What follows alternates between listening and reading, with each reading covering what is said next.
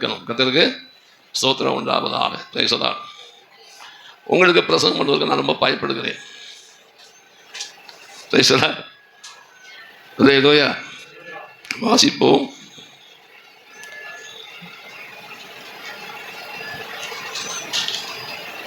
இருபத்தி 7ஆம் சங்கீதம் 10ஆம் வசனம்.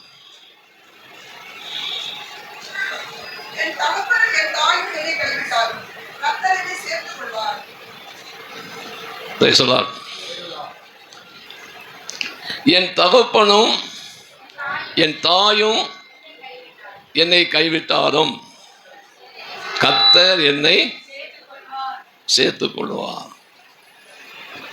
சங்கீதக்காரனாகிய தாவீது அவர் தன் வாழ்க்கையிலே உள்ளதான அனுபவத்தை அவர் எழுதி வைத்திருக்கிறார். இந்த உலகத்திலே நம்முடைய தாயும் தகப்பனும் ரொம்ப காலம் கூட இருப்பதில்லை. ஆனால் கூட இருந்தாலும் நம்மை எல்லா விதத்திலேயும் பாதுகாப்பார்கள், பராமரிப்பார்கள், ஆதரிப்பார்கள், அரவணைப்பார்கள், தாங்குவார்கள், தப்புவிப்பார்கள், ஏந்துவார்கள், சுமப்பார்கள் என்று எதிர்பார்க்க முடியாது. அதற்கு ஸ்தோத்திரம் உண்டாவதாம். தாவீது தன்னுடைய வாழ்க்கையிலே அனுபவித்து எழுதுகிறார், அனுபவித்து சொல்லுகிறார்.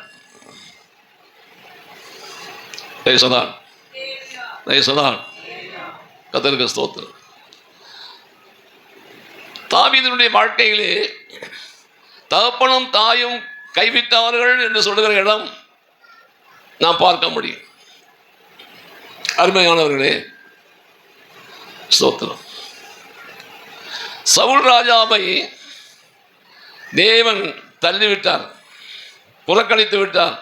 ஆனால் சவுல் சிங்காசனத்தை விட்டு போகவில்லை, ஆட்சியை விட்டு போகவில்லை, அவனுடைய அதிகாரத்தை விட்டு அவன் போகவில்லை.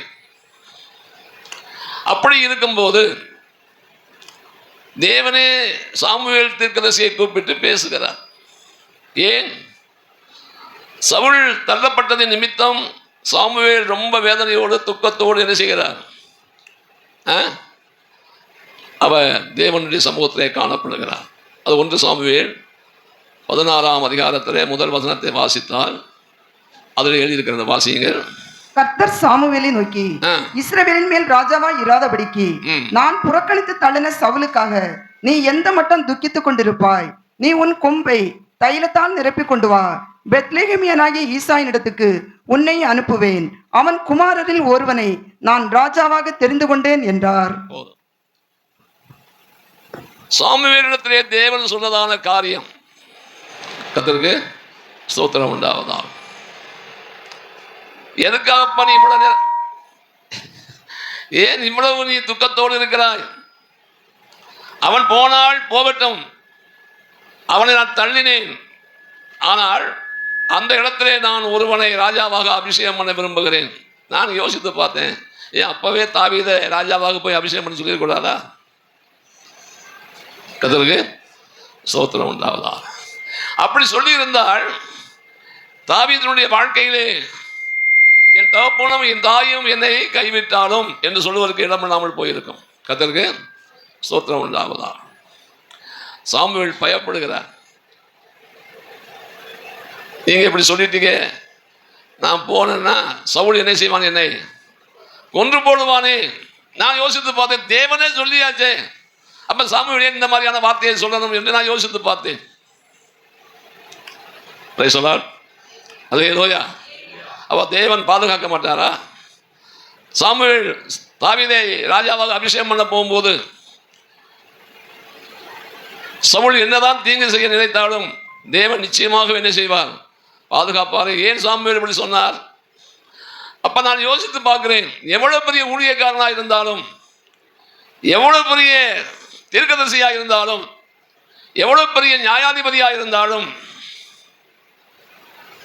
சில வேளைகளிலே இப்படிப்பட்ட சோதனைகள் வருகிற வேளைகளிலே சந்தேகங்கள் வரத்தான் செய்யும். கர்த்தருக்கு சொல்றார், நாமும் ஊழியக்காரர்கள் தான். நம்மிலே சில தீர்க்கதரிசிகளாக இருக்கிறீர்கள், நம்மிலே சிலர் நடத்துக்காரர்களாக இருக்கிறீர்கள். எல்லாம் சரிதான். தேவனால் நடத்தப்படுகிறோம் என்று சொல்லுகிறோம். ஆனால் சில வேளைகளிலே தேவனுடைய நடத்திப்புல நமக்கு சந்தேகம் வருகிறது. தேவனுடைய செயல்பாடுகளிலே நமக்கு சந்தேகம் வருகிறது. தேவனுடைய வார்த்தைகளிலே நமக்கு சந்தேகம் வருகிறது. நான் தவறு என்று சொல்லவில்லை. ஆனால் தேவன் எல்லாவற்றையும் அறிந்து நம்மை சரியாக நடத்தி கொண்டிருக்கிறார். பிரகையிலே சொல்லுவோம், கர்த்தருக்கு ஸ்தோத்திரம் உண்டாவதா. அப்போ ஆண்டவரே சொல்லுகிறாரு, பழி செலுத்தும்படியாக ஒரு காளையை என்ன செய், கொண்டு போ. கர்த்தருக்கு ஸ்தோத்திரம் உண்டாவதா. உடனே சாமுவேல் கீழ்ப்படிந்து பழி செலுத்தும்படியாக போனார். பெத்லகேமுக்கு போகிறார். எல்லாரும் என்ன செய்கிறார்கள்? சாமுவேலை பார்த்த உடனே ஸ்தோத்திரம், ஏன் தீர்க்கதரிசிங்க வந்திருக்கிறாரு, என்ன விஷயம் தெரியலையே என்று சொல்லி போய் ஆதங்கத்தோடு பார்க்குறாங்க. அவர் சொல்கிறாரு, நான் என்ன செய்ய வந்திருக்கிறேன்? பழி செலுத்த வந்திருக்கிறேன் என்று சொல்லிவிட்டு ஈசாயின் குடும்பத்தை பழி விருந்துக்கு அழைக்கிறார். அந்த அழைப்பிலே எல்லாரும் வந்து விட்டார்கள். ஈசாயினுடைய குடும்பத்தோட அத்தனை பேர் வந்து விட்டார்கள். அவர்களிலே ஒருவனை, ஈசாயின் பிள்ளைகளிலே ஒருவனை ராஜாவாக அபிஷேகம் பண்ண வேண்டும். பாருங்க, தேவன் முன்னமே சொல்லலை. ஏன் முன்னமே சொல்லியிருந்தா என்ன என்று நாம் கேள்வி கேட்கலாம். தேவனுடைய அனந்த ஞானத்தை நாம் அறிய முடியாது. கர்த்தருக்கு ஸ்தோத்திரம் உண்டாவதாக. முதலாவது ஒருவன் வந்தான். அவன் பேர் என்ன? எலியா. அவன் இராணுவ வீரன். அப்போ எப்படி இருப்பான்? நல்ல வாட்ட சாட்டமா, நல்ல உயரமா, நல்ல பாடியா, நல்லா இருந்திருப்பான். சாமுவேல் அவனை பார்த்த உடனே இவன் தான் ஆக்கும் என்று சொல்லி ராஜாவாக அபிஷேகம் பண்ணுவதற்கு ஆயத்தப்பட்டான். அப்போ ஆண்டு சொல்கிறார், இவன் அல்ல, நீ முகத்தை பார்க்கிறாய், நானோ இருதயத்தை பார்க்கிறேன். சொன்னார். 1 கொரிந்தியர் 1 அதிகாரம்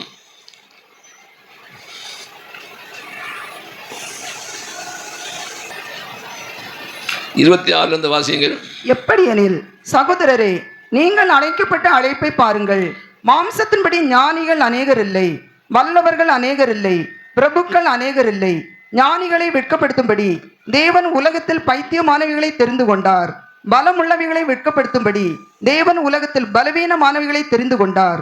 உள்ளவைகளை அவமாக்கும்படி உலகத்தின் இழிவானவைகளையும் அற்பமாய் எண்ணப்பட்டவைகளையும் இல்லாதவைகளையும் தேவன் தெரிந்து கொண்டார். தேவனுடைய தெரிந்து கொள்ளுதல், அவருடைய அழைப்பு, அவருடைய தெரிந்து கொள்ளுதல் எப்படி இருக்கிறது என்று சொல்லி கொரிந்து சபைக்கு நிறுவத்திலே அப்போஸ்தலனாகிய பவுல் தெளிவாக எழுதுகிறார். அப்ப தேவன் தெரிந்து கொள்ளுகிறது எப்படி?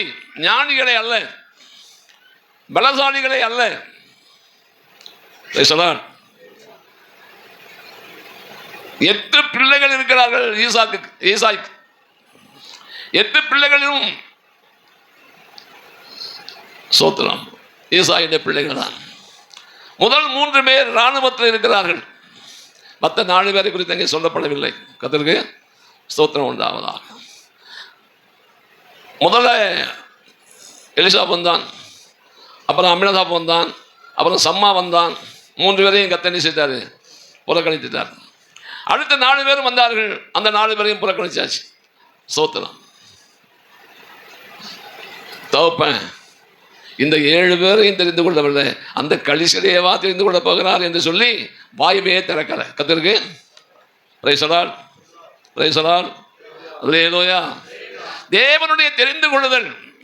எனக்கு அன்பான சகோதரனே, சகோதரியே, நம்மை இந்த ஊழியத்துக்கு என்று தேவன் தெரிந்து கொண்டார் என்று சொன்னால், நம்முடைய குடும்பங்களிலே, நம்முடைய சகோதரமாருக்குள்ளே, நம்முடைய சகோதரிமாருக்குள்ளே, நம்முடைய சொந்த மதத்துக்குள்ளே எல்லாராலும் புறக்கணிக்கப்பட்டு அற்பமாக எண்ணப்பட்டு ஆகாது என்று ஒதுக்கி நம்மை தள்ளினதான நிலவரத்தில் நான் இருந்திருப்போம் என்றுதான் நான் நினைக்கிறேன். கர்த்தருக்கு பிரைஸ் தி லார்ட். அல்லேலூயா.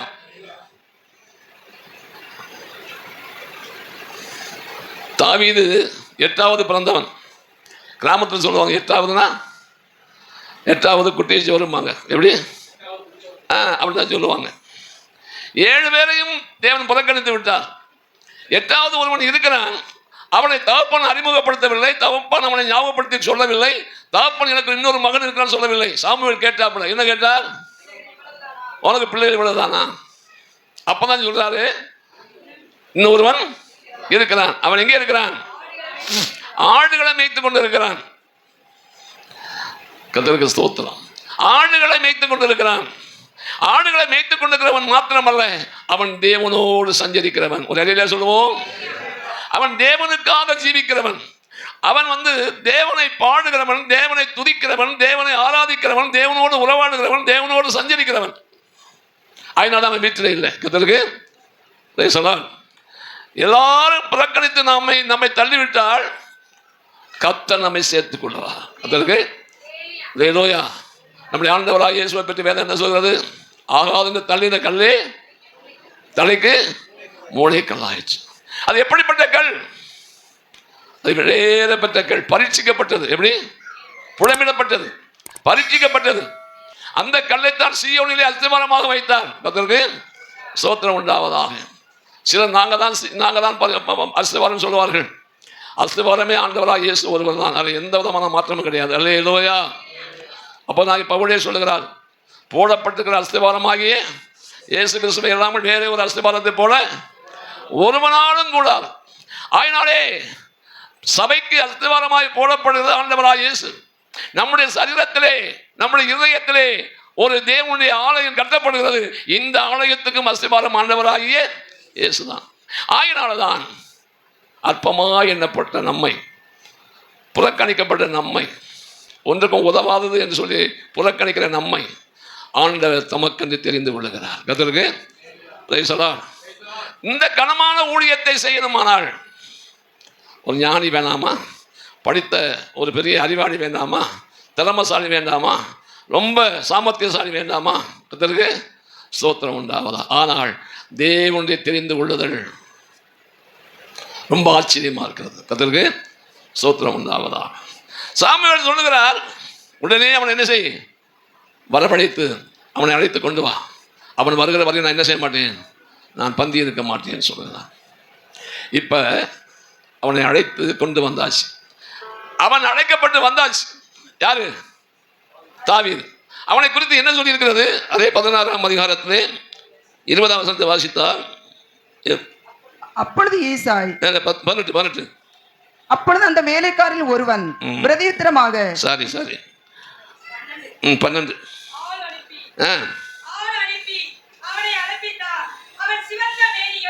அவன் சிவந்த மேனியும் அழகிய கண்களும். கர்த்தருக்கு எப்படி இருந்தான்? சிவந்த மேனியும் அழகிய கண்களும் நல்ல ரூபம் உள்ளவனாயிருந்தான். அருமையானவர்களே, இந்த தாவீதை குறித்து வேதம் என்ன சொல்கிறது? அவன் எப்படிப்பட்டவனா இருந்தான்? சிவந்த மேனி. அதனால சிவப்பா இருக்காயா அப்படின்னு சொல்லுவோம். வேதம் என்ன சொல்லுது? சிவந்த மேனி. சிவந்த மேனி, சிவப்பு என்று சொன்னால் ஆவிக்குரிய பிரகாரமாக அநேகருடைய வியாக்கியானம் என்ன என்று கேட்டிருக்கிறேன். தியாகத்தை குறிக்கும் என்று சொல்கிறார்கள். எதை குறிக்கும்? தியாகத்தை. இந்த தாவீது சிவந்த மேனி உடையவனாக இருக்கிறான். அவனை தேவன் தெரிந்து கொள்கிறார். இதை போல உங்களையும் எங்களையும் தேவன் தெரிந்து கொண்டார் என்று சொன்னால் நம்முடைய தியாகம் ஒன்றை தேவன் பார்க்கிறார். அல்லேலூயா. என்னது? எனக்கு எங்கேயா தியாகம் இருக்குன்னு சொல்லி நீங்க சொல்லலாம். கர்த்தருக்கு ஸ்தோத்திரம். தியாகம் என்று சொன்னால் அதுக்கு அர்த்தம் என்ன?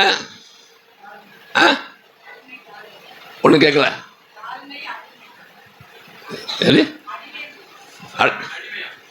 ஓ, எதுக்கு அடிமை? இந்த உலகத்திலே பணத்தை தியாகம் பண்ணுகிறது ஒன்று இருக்கிறது. உலகத்தை தியாகம் பண்ணுகிறது இருக்கிறது. ஆடம்பரத்தை தியாகம் பண்ணுகிறது. தன்னுடைய வாழ்க்கையிலே அனுபவிக்க வேண்டிய அத்தனையும் தியாகம் பண்ணுகிறதான அனுபவம் இருக்கிறது.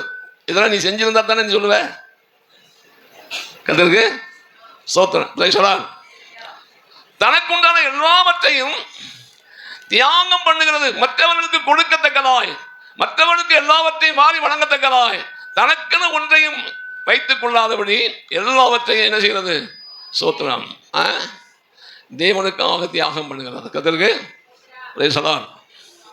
தியாகம் பண்ணுகிறது சாதாரண விஷயம் அல்ல. ஸ்தோத்திரம். சொல்லக்கூடாது சொல்றேன். சமீபத்தில் மரித்து போனாரே ஒரு சன்னியாசி. அவர் ஒரு சன்னியாசி, மாம்சத்தின் மொழி சொந்தக்காரன் கூட. ஒரு வகையில் இன்னும் இது கலையிலையாவா கத்திற்கு சிறு வயதுன்னு எனக்கு தெரியும். அவர் எதிர்த்து படித்து முடித்து சோதனம் அவர் ஆரம்ப நாட்கள் ரட்சிக்கப்படுறதுக்கு முன்னாடியே எனக்கு அவரை தெரியும். ரட்சிக்கப்பட்ட ஆரம்பம் எனக்கு நன்றாக தெரியும். ஒரு நாள் வனசேகரியம்மன் கோவிலில் உண்டான ஜெப வீட்டிலே சனிக்கிழமை இரவு கூட்டத்திலே ஆசியா பிரசங்கியார் ஒரு பிரசங்கம் பண்ணினார். அந்த பிரசங்கத்தை முடித்து அன்னைக்கு அவர் வந்திருக்கிறார். அந்த ஜெபத்திலே சகோதரன் ரொம்ப அழுதார், கதறி அழுதார். கத்தருக்கு ஸ்தோத்திரம் உண்டாவதா. அப்போ ஐயா என்னை கூப்பிட்டு சொன்னார், இவனை கூட்டிகிட்டு போ, வெளியில் கூட்டிகிட்டு போய் கொஞ்சம் இவனை ஆறுதல்படுத்தி சமாதானப்படுத்தி கூட்டிகிட்டு வாங்கினார். நான் அவரை கூட்டிகிட்டு போனேன். கத்தருக்கு ஸ்தோத்திரம். அப்படி கூட்டிகிட்டு போகும்போது அந்த வனசேகரியம்மன் கோவிலுக்கு அந்த தெருவில் அப்படியே போனால் முதல் ரோட்டில் ஒரு பிள்ளையார் கோவில் இருக்கும்.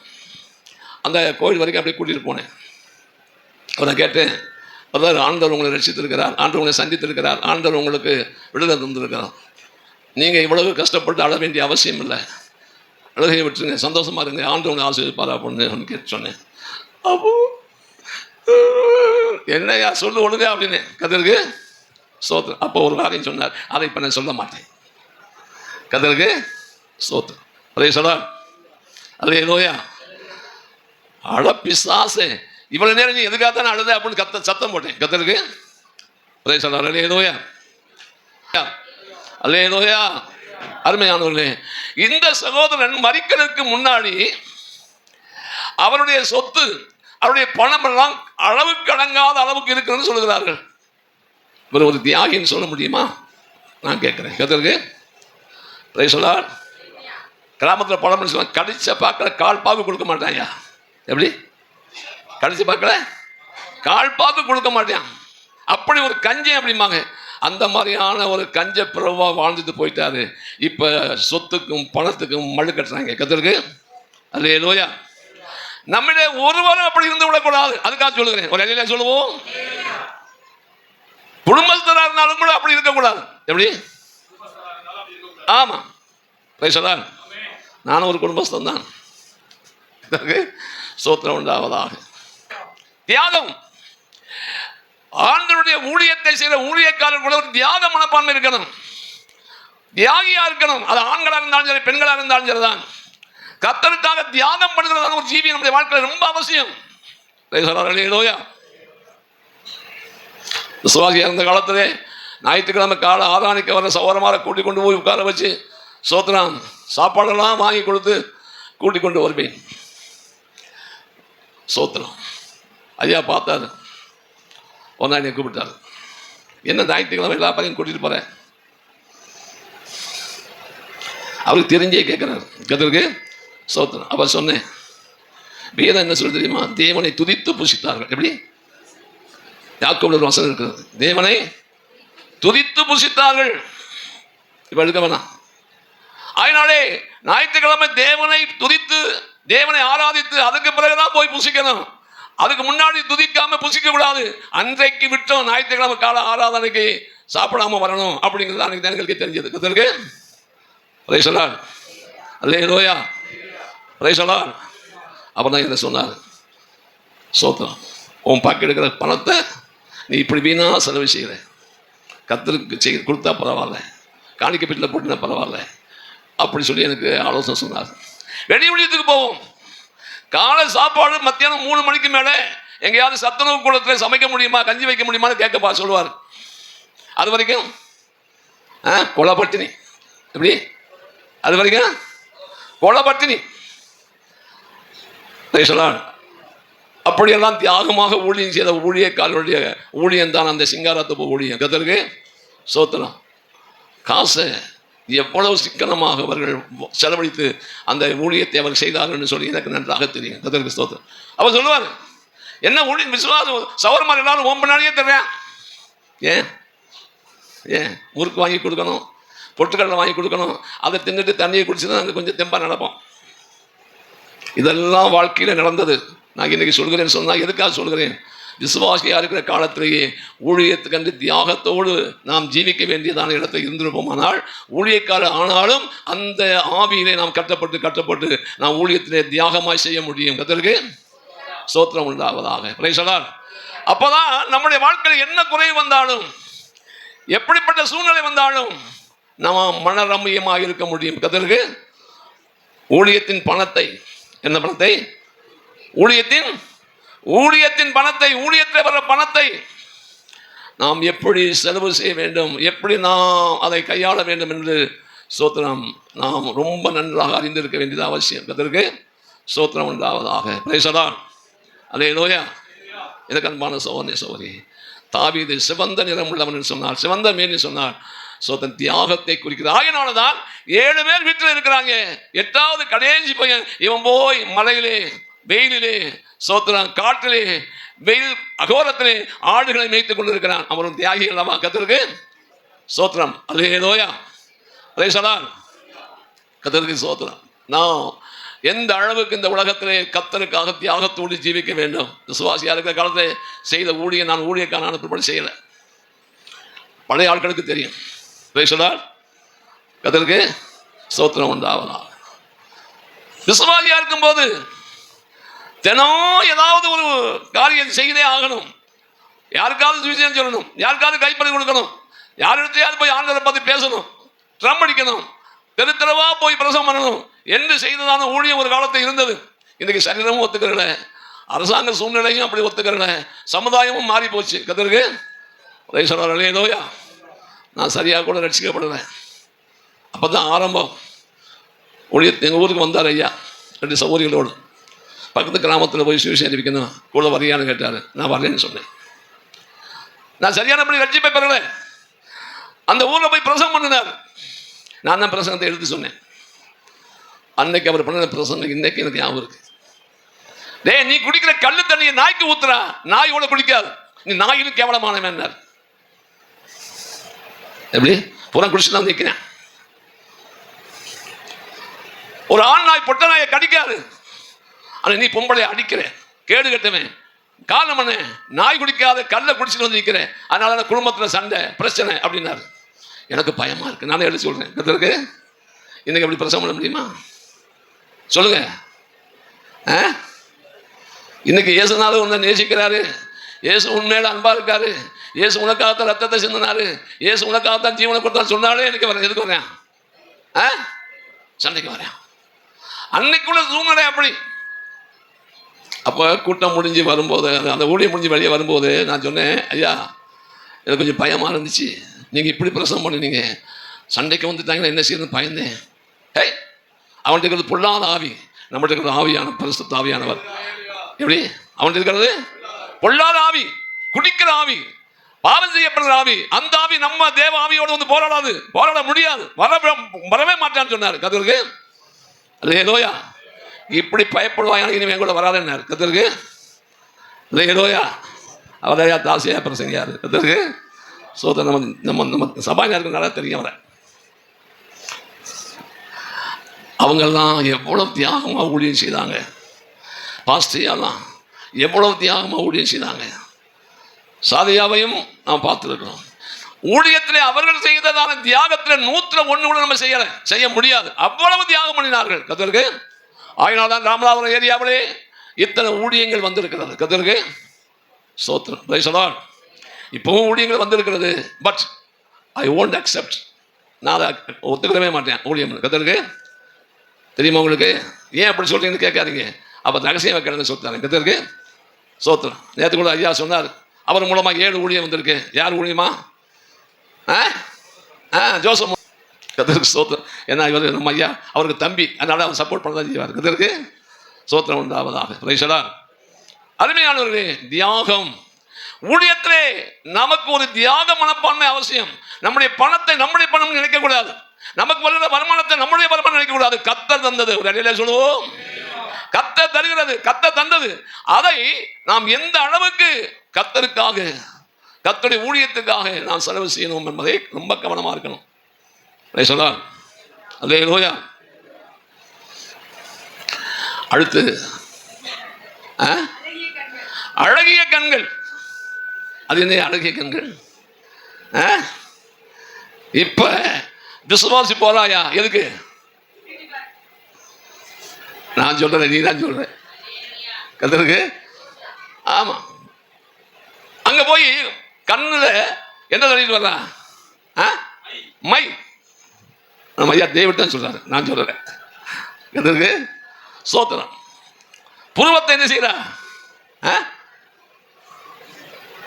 இதெல்லாம் உங்களுக்கு எப்படி தெரியும் கேட்காதீங்க. ஏன் சபையில் உள்ள விசுவாசியை எப்படி செஞ்சுட்டு வந்திருக்கா? கத்தருக்கு சொல்லா. அதனால 4 மாவடிக்கு ஓடி போயிட்டான். எங்கே ஓடிட்டா? 4 மாவடிக்கு. இந்த ஞாயிற்றுக்கிழமை முந்தின ஞாயிற்றுக்கிழமை ஆள் குட் ஃப்ரைடேக்கு அவன் வரல. சோத்திரம். நான் இந்த ஞாயிற்றுக்கிழமை பிரசவம் பண்ணேன். வெள்ளாடு அங்கே ஒரு கை, அங்கே ஒரு வாய் வைக்கும், அப்புறம் அங்கிட்டு போனால் அங்கே போய் வாயை வைக்கும், இங்கிட்டு போனால் இங்கிட்டு போய் வாயை வைக்கும். எல்லாத்தையும் வாயை வைக்கிறது தான் வெள்ளாடு. வெள்ளாடு ஒரு நாள் பல்லவத்துக்கு வராது. நீ அங்கே போகிற, அங்கே உன்னை பார்க்கல. நான் சொன்னேன், அடையாளங்கள் அற்புதங்கள் நடக்குது. ஒரு நாள் அடையாளங்கள் அற்புதங்கள் பல்லவம் கொண்டு போய் சேர்க்காது. கத்தருக்கு அல்லேலூயா. அங்கே தீர்க்கதரிசனம் இருக்கு, தீர்க்கதரிசனம் உன்னை பல்லவம் கொண்டு சேர்க்காது. அங்கே வெளிப்பாடு இருக்கு, அந்த வெளிப்பாடு உன்னை பல்லவம் கொண்டு சேர்க்காது. கத்தருக்கு சோத்திரம். அல்லேலூயா. உன்னை பல்லவம் கொண்டு போய் சேர்க்கிறது தேவனுடைய வசனம், தேவனுடைய வார்த்தை. அல்லேலூயா. கத்தருக்கு அதற்கு முக்கியத்துவம் கொடுக்கிற தேவனுடைய பிள்ளைகள் மாத்திரம்தான். இயேசுவே சொல்றாரு, என் வார்த்தைகளை கேட்டு அவைகளின்படி செய்கிறவன் எவனோ அவனே கண்மலையின் மேல்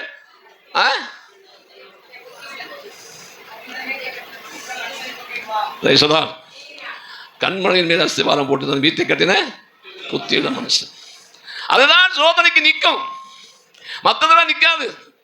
என் சபையில் ஒரு சோதனை இருக்காது. சோதனை நல்ல சோதனை, ரொம்ப அருமையான சோதனை. அங்கே வெளிப்பாடுகள் சொல்றாங்க, அங்கே தீர்க்கதரிசனம் சொல்றாங்க, அங்கே அற்புதங்கள் நடக்குது, அடையாளம் நடக்குது. அங்கே ஓடுவார், இங்கே ஓடுவார், எல்லாம் ஓடுவார். ஆனால் மனைவியின் பிள்ளைகள் அவருடைய பிரிஞ்சு தான் இருக்கு. அதை குறித்த ஒரு உணர்வும் கிடையாது. கத்திருக்கு சொல்லார். அல்லேலூயா. ஏன் இதை சொல்லுகிறேன்? சோத்திரம். அழகிய கண்கள். என்ன கண்கள்? அழகிய கண்கள். 121 சங்கீதத்தில் என்ன வாசிக்கிறோம்?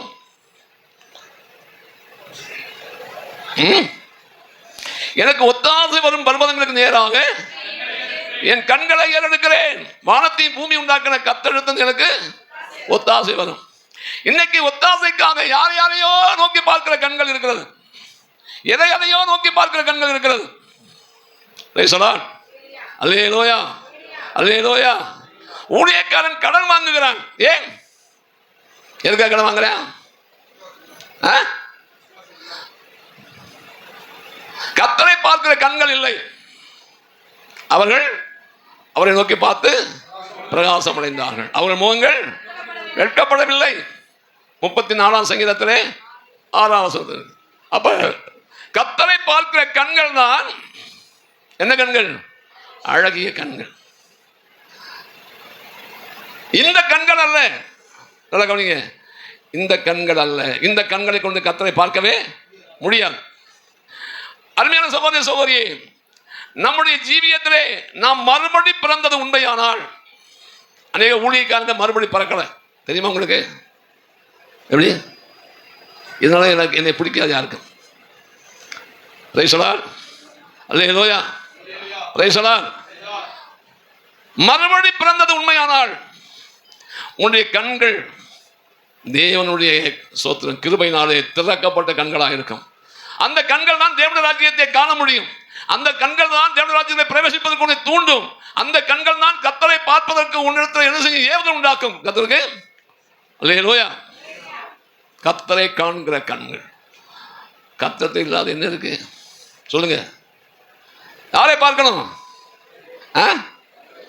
கர்த்தரையே. பிரைஸ் அல்லேலூயா. தாவீது அவன் கர்த்தரை பார்க்கிற கண்களை உடையவன். அதான் அழகிய கண்கள். அவரே சொல்லுகிறார், எனக்கு ஒத்தாசை வரும் பர்வதங்களுக்கு நேராக என் கண்களை ஏறெடுக்கிறேன். தேவன் தெரிந்து கொண்டார் என்று சொன்னால் தாவீது இருக்கிறதான சோத்திர விசேஷம் என்ன? அதை நான் பார்க்க வேண்டியிருக்கிறது.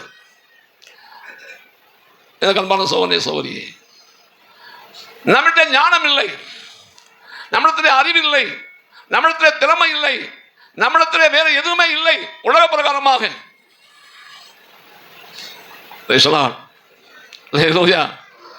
அதற்கு ஸ்தோத்திரம்.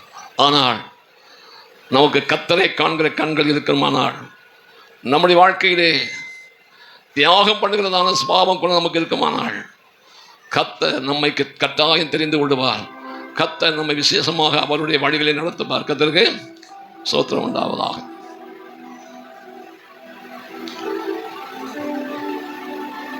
அநேகருடைய வாழ்க்கையிலே ஸ்தோத்திரம் கர்த்தரை காண்கிறதான கண்கள் போச்சு. இன்றைக்கும் அநேகரை குறித்து நான் கேள்விப்படுகிறேன். அநேகரை குறித்து கேள்விப்படுகிறேன். ஒத்தாசைக்காக விசுவாசிகளை சிலர் என்ன செய்கிறது, விசுவாசிகள் கொஞ்சம் பசியாக இருந்தால் போதும், அவங்களது புடுங்க பார்க்கறது, அவங்களது பறிக்க பார்க்கறது, அவங்கள்ட்ட வந்து என்ன செய்கிறது, வாங்க பார்க்கறது. அப்படிப்பட்டதான ஊழியக்காரர்கள் ஏராளம் பேர் இருக்கிறார்கள். கர்த்தருக்கு அல்லேலூயா, அல்லேலூயா.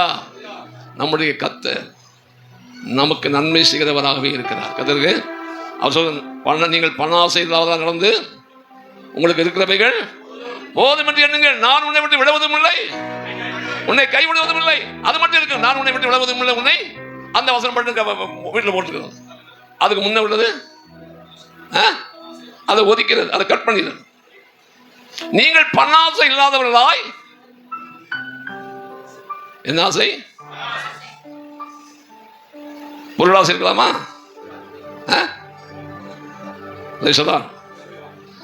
அவர் நம்ம விட்டு கைவிடுவது, நம்மை கைவிடுவதில்லை, நம்மை ஒரு நாள் நம்ம விட்டு விலகுவதில்லை என்று சொல்லி வாக்கு பண்ணிருக்கிறார். எப்ப? பணாசை இல்லாமல் இருக்கும் போதுதான். நான் ஒரு ஊருக்கு போயிருந்தேன், ஆசாரி பண்ண ஒரு ஊருக்கு, தனுஷ்கோ இது கன்னியாகுமரி மாவட்டத்தில் ஆசாரி பண்ணோம். ஒரு ஐபிஎஸ்சி ஊழியக்காரர் கூட்டம் வந்தது. நான் கூட்டத்தில் பிரசவம் பண்ணும்போது, என் வாழ்க்கையிலே நான் ரொம்ப கெட்டு போனதுக்கு பணம் தான், அதனால பணம்னா பயப்படுறேன் அப்படின்னு சொல்லி பிரசவம் பண்ணினேன். கூட்டம்லாம் முடிஞ்சது, பிரசவம்லாம் முடிஞ்சது, எல்லாம் புறப்படும் போது ஒரு காணிக்கை ஒன்றா கொடுத்தார். அது சொல்கிறாரு, பாஸ்டர் நீங்கள் பணம்னா ரொம்ப பயப்படுறேன்னு சொன்னீங்க, ஏற்கனவே பணத்தில் தான் நீங்கள் கெட்டு போனதா சொன்னீங்க, அதனால நான் கொடுக்க நினைச்ச பணத்தில் கூட கொஞ்சம் குறைச்சி தான் கொடுக்குறேன். எப்படி? அல்லேலூயா, அல்லேலூயா, சோத்திரம். நான் சொன்னேன், இது கூட இங்கே கொடுக்கறதா பரவாயில்ல, ஏன்னா நான் வந்து கர்த்தருக்காக ஊழியம் செய்தேன், அதுக்கு ஒரு பலன் இங்கே கொடுத்துட்டேன், எனக்கு பல்லவத்தில் பலன் இல்லாமல் போயிருமே, ஆனால் எனக்கு கொடுக்காத கூட நல்லதான். இல்லை இல்லை, எங்களுக்கு சந்தோஷம், எங்களுக்கு பலன் வேணுமே, அதுக்காக தரேன்னு சொன்னார். எப்படி?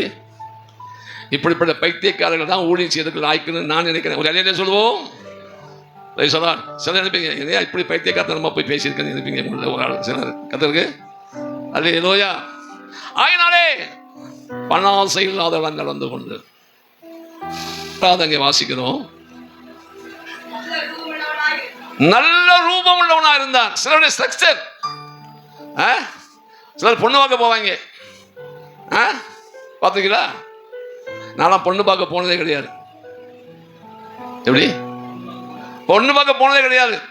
என் மனைவியை நான் பொண்ணு பார்த்து கல்யாணம் பண்ண கிடையாது.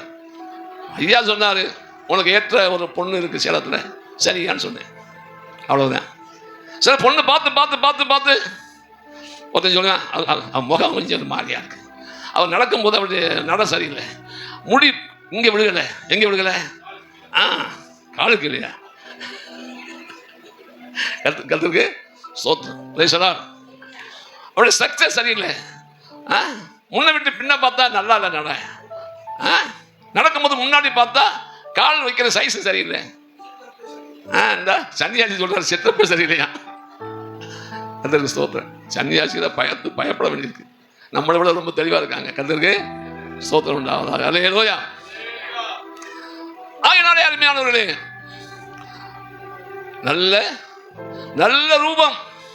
என் அருமை ஆண்டவராக இயேசுவை குறித்து என்ன சொல்லியிருக்கிறது? அவர் தேவனுடைய ரூபமாக இருந்தோம். எப்படி? அவர் தேவனுடைய ரூபமாக இருந்தோம் அப்படின்னா தேவனை போலவே இருக்கார். ஒரு அடியிலே சொல்லுவோம், இது சொல்ல தேவனாகவே இருக்கிறார். அல்லேலூயா. ஆனால் அவைகளை எல்லாம் அவர் என்ன செய்தார்? தேவனுக்கு சமமாக இருப்பதை கொள்ளையாடி போல எண்ணாமல் தம்மை தாமே பெருமையாக்கி அடிமை ரூபம் எடுத்து மனசு சாயலானார். ஆயினாலே எனக்கு அன்பானவர்களே, நாம் தேவனுடைய ரூபமா இருக்கணும். எப்படி இருக்கணும்? அப்படி அத்தனை தேவனை போல நம்முடைய சுபாவங்கள், குணங்கள், தன்மைகள். கர்த்தருக்கு சொல்றான் எப்படி இருக்கணும்? எப்படி இருக்கணும்? தேவனுடைய தன்மை, தேவனுடைய சுபாவங்கள், தேவனுடைய குணங்கள். சோத்திரம். இப்பெல்லாம் சோத்திரம் அந்த தன்மையோ அந்த சுபாவமோ அந்த குணமோ அநேகருக்கு பார்க்க முடியல. தேவனுடைய சாயல். நான் சொல்லுவேன், நான் பிரசங்கப்படுத்த நிற்கிற வரைக்கும் ஆசாரியன் கீழே இறங்கிட்டு நான் தான் துவைப்பேன். கர்த்தருக்கு அப்ப ஆசாரியன் பழி செலுத்த வேண்டியிருக்கும். எப்படி ஆசாரியன் என்ன செய்யணும்? பழி செலுத்தணும். அதனால சில வேளை வெட்டுறது போல இருக்கும், சில வேளை கழுத்தை அறுக்கிறது போல இருக்கும், சில வேளை பிதிக்கி எடுக்கிறது போல இருக்கும். என்ன இப்படி பண்றாரு, இப்படி பேசுறாரு நினைக்காத, அப்பதான் நீ சோமாவான்னு சொல்லுவேன். கர்த்தருக்கு அல்லேலூயா. அதுக்காக அன்பு இல்லைன்னு சொல்ல முடியாது. ஸ்தோத்திரம். அன்பா இருக்கணுமா? இருக்கணும். தாழ்மையா இருக்கணுமா? இருக்கணும். சாந்தமா இருக்கணுமா? இருக்கணும். எதுக்கு? எதுக்கு? மோசேயை குறித்து வேதம் என்ன சொல்கிறது? என்னாகும் 12ஆம் அதிகாரத்துல அதெல்லாம் விஷயம். நான் பேசிட்டு வர விஷயத்தை வைத்து அங்கே பாருங்க. தேவன் சொல்கிறார், பூமியில் உள்ள சகல மனுஷனை பார்க்கணும். மோசே எப்படிப்பட்டவனா இருக்கிறான்? சாந்த குணமுள்ளவனா இருக்கிறான். ஆனால் கொலை செய்தேன். ஆனால் என்ன செய்தான்? ஒரு எகிப்தியனை வெட்டி மண்ணில் புதைச்சி போட்டவனாக்கும். கற்பலகைகளை வாங்கி கொண்டு கீழே இறங்கி வரும்போது ஜனங்கள் விக்கிரகத்தை உண்டு பண்ணி அங்கே ஆட்டமும் பாட்டமும் பாடின போது கற்பலகைகளை என்ன செய்தான்? எரிந்து உடைத்து போட்டவன். அவ்வளவு கோவி. ஆனால் ஆண்டவர் சொல்லுகிறார், என்ன சொல்றார்?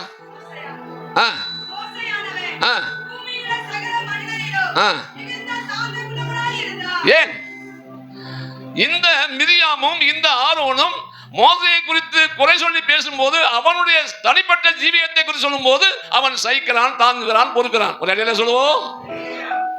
ஆனால் கர்த்தருடைய காரியம் வரும்போது, தேவனுடைய காரியம் வரும்போது அவ்வளவு அவன் சோத்திரம் வைராக்கியம் உள்ளவனா இருக்கிறான். எனக்கு அன்பான ஊழியக்காரனே, சோத்திரம் சத்தியமா, உபதேசமா, கர்த்தருடைய காரியமா, வைராக்கியமா இருக்கணும். அதுக்கு தயவுதாட்சியம் பார்க்கிறது அல்ல. அதே நேரத்தில் நம்முடைய தனிப்பட்ட ஜீவியத்திலே நம்மை குறித்து யார் குறை சொன்னாலும், நம்மை குறித்து யார் தீதாய் பேசினாலும், நம்மை குறித்து யார் அற்பமாய் பேசினாலும், நம்மை குறித்து நம்முடைய ஜீவியத்தை கிரிட்டிசைஸ் பண்ணினாலும் சாந்தமாய் சகிக்கிற சுபாவம் தான் தேவன் விரும்புகிற சுபாவம். அல்லேலூயா. அதற்கு சகிக்கிறோமா? தாங்குறோமா? அப்பதான் நமக்கு கோபம் பொத்துக்கிட்டு வருது. என்ன இப்படி சொல்லலாமா? என்ன இப்படி குறை சொல்லலாமா? என்ன இப்படி பேசலாமா? நான் யார்? நான் யார்? நான் யார்? நான் யார்? அப்படியா? அல்லேலூயா. நாம் யார்? கர்த்தருடைய ஊழியக்காரன். யாரு? கர்த்தருடைய ஊழியக்காரன். நாம் ஊழியம் செய்யும்படி அழைக்கப்பட்டவர்கள். இந்த பூமியிலே இருக்கிற காலம் வரையிலும் சவற்றம் எத்த மாதிரி காலில் போட்டு மிதிக்கிற மிதியடி மாதிரி நம்மை மிதித்தாலும் பொறுமையாக இருக்க வேண்டிய இடத்துல இருந்தால்தான் ஊழியக்காரனுக்கு அது அழகு. கர்த்தருக்கு அல்லேலூயா. என்னை சேர்த்து தான் சொல்றேன். நான் என்னமோ ரொம்ப வனத்திலிருந்து இறங்கி வந்த மாதிரி இல்லை. சோத்திரம். எனக்கும் அந்த சுபாவம் குணம் வேணும். அதனாலதான் ஒரு வசனம் இருக்கு உன்னத பாட்டிலே, 2ஆம் அதிகாரம் 2ஆம் வசனத்தை வாசிங்கள்.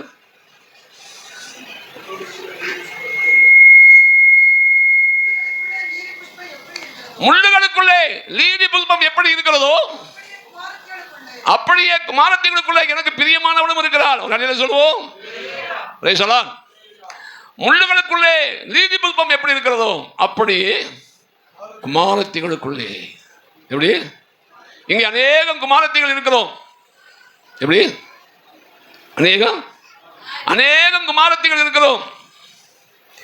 இதுக்குள்ளே தேவனுக்கு பிரியமானவள் என்று சொல்லுகிறவள் யார்? கர்த்தருக்கு ஸ்தோத்திரம். அல்லேலூயா. நீலி புஷ்பம் எப்ப மணக்கம் தெரியுமா? எப்ப மணக்கம்? முள்ளினாலே அந்த இதழ்கள் கிழித்து சோத்திரம் அதை சோத்திரம். வேதனைப்படுத்துகிற வேலை வரும். அதற்கு ரைசலால் அருமையானவர்களே, வேதனை உண்டாக்குகிறதான அந்த முள்ளுகள் அந்த இதழை கிழிக்கும் போது அந்த இதழில் இருந்து என்ன புறப்படும்? ஆமாம், வாசனை புறப்படும். என்ன புறப்படும்? வாசனை. அதுபோலதான் குமாரத்திகளுக்குள்ளே. அப்ப குமாரத்திகளை யாருக்கு ஒப்பிடுகிறார்? முள்ளுகளுக்கு ஒப்பிடுகிறார். இங்கே எத்தனை முள்ளுகள் இருக்குன்னு எனக்கு தெரியாது. ரைசலால் குத்துற வேலை. என்ன வேலை? குத்துற வேலை, கிழிக்கிற வேலை, பிக்கிற வேலை. எப்ப முள்ளு குத்தும் தெரியுமா? எப்ப குத்தும்? காற்று அடிக்கும் போது. இது போல சில வேலை சோதனைகள் வரும். சோதனையான காற்று அடிக்கும். அந்த நேரத்திலே அசைவு உண்டாகும். அந்த அசைவு உண்டாகிறது போல நம்முடைய வாழ்க்கையில் சோதனையான காற்றுகள் வரும். அந்த நேரத்திலே சில வேளைகளிலே நான் அந்த முள்ளுகளிலே போய் அந்த இதழ் சாகிறது போல நான் முட்களாக இருக்கிறதான அநேக மேலே போய் சாய்வோம். அதற்கு நமக்கு நன்மை செய்வாங்க, நம்மளை ஆதரிப்பாங்க, நமக்கு ஆதரவாக பேசுவாங்க, நமக்கு உண்மையாக இருப்பாங்க, உடந்தையாக இருப்பாங்க, நம்மளை தாங்குவாங்க, தப்புவாங்க என்று சொல்லி போய் சாருவோம். அவங்க கிழிப்பாங்க. கத்திருக்கு ரைசலா. அப்போ தான் என்ன செய்யணும்? அப்போ தான் வாசனை வீசணும். அப்போ தான் ஆமாம், தெய்வீக பாவங்கள் வெளிப்படணும், தெய்வீக குணங்கள் வெளிப்படணும், தெய்வீக தன்மை வெளிப்படணும். வெளிப்படுதா? சொல்லுங்க. வெளிப்படணுங்கிறது சரிதான். ஆனால் வெளிப்படுதா? என்னை இப்படி சொல்லலாமா? என்னை இப்படி பேசலாமா? என்னை குறித்து இப்படி சொல்லுதா? எப்படி என்று சொல்லி நாம் உடனே என்ன செய்யணும்?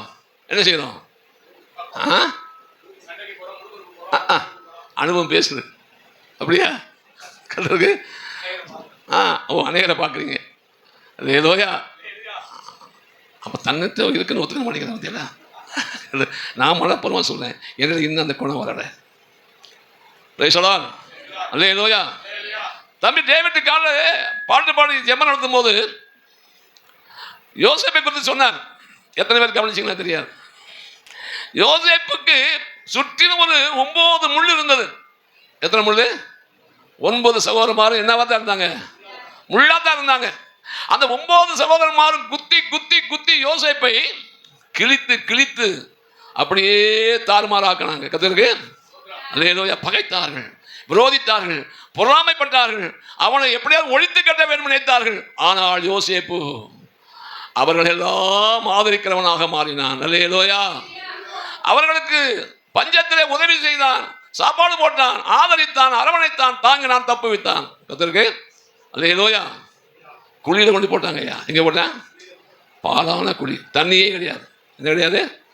தண்ணியே இல்லாத பாலான குழியில் போட்டான். இதுபோல சில பேரிலே முள்ளுகள் நம்ம இப்படியெல்லாம் குத்தி வேதனைப்படுத்தும், இப்படியெல்லாம் நம்மை அவமானப்படுத்தும், இப்படியெல்லாம் நம்ம என்ன செய்யும்? வேதனைப்படுத்தும்.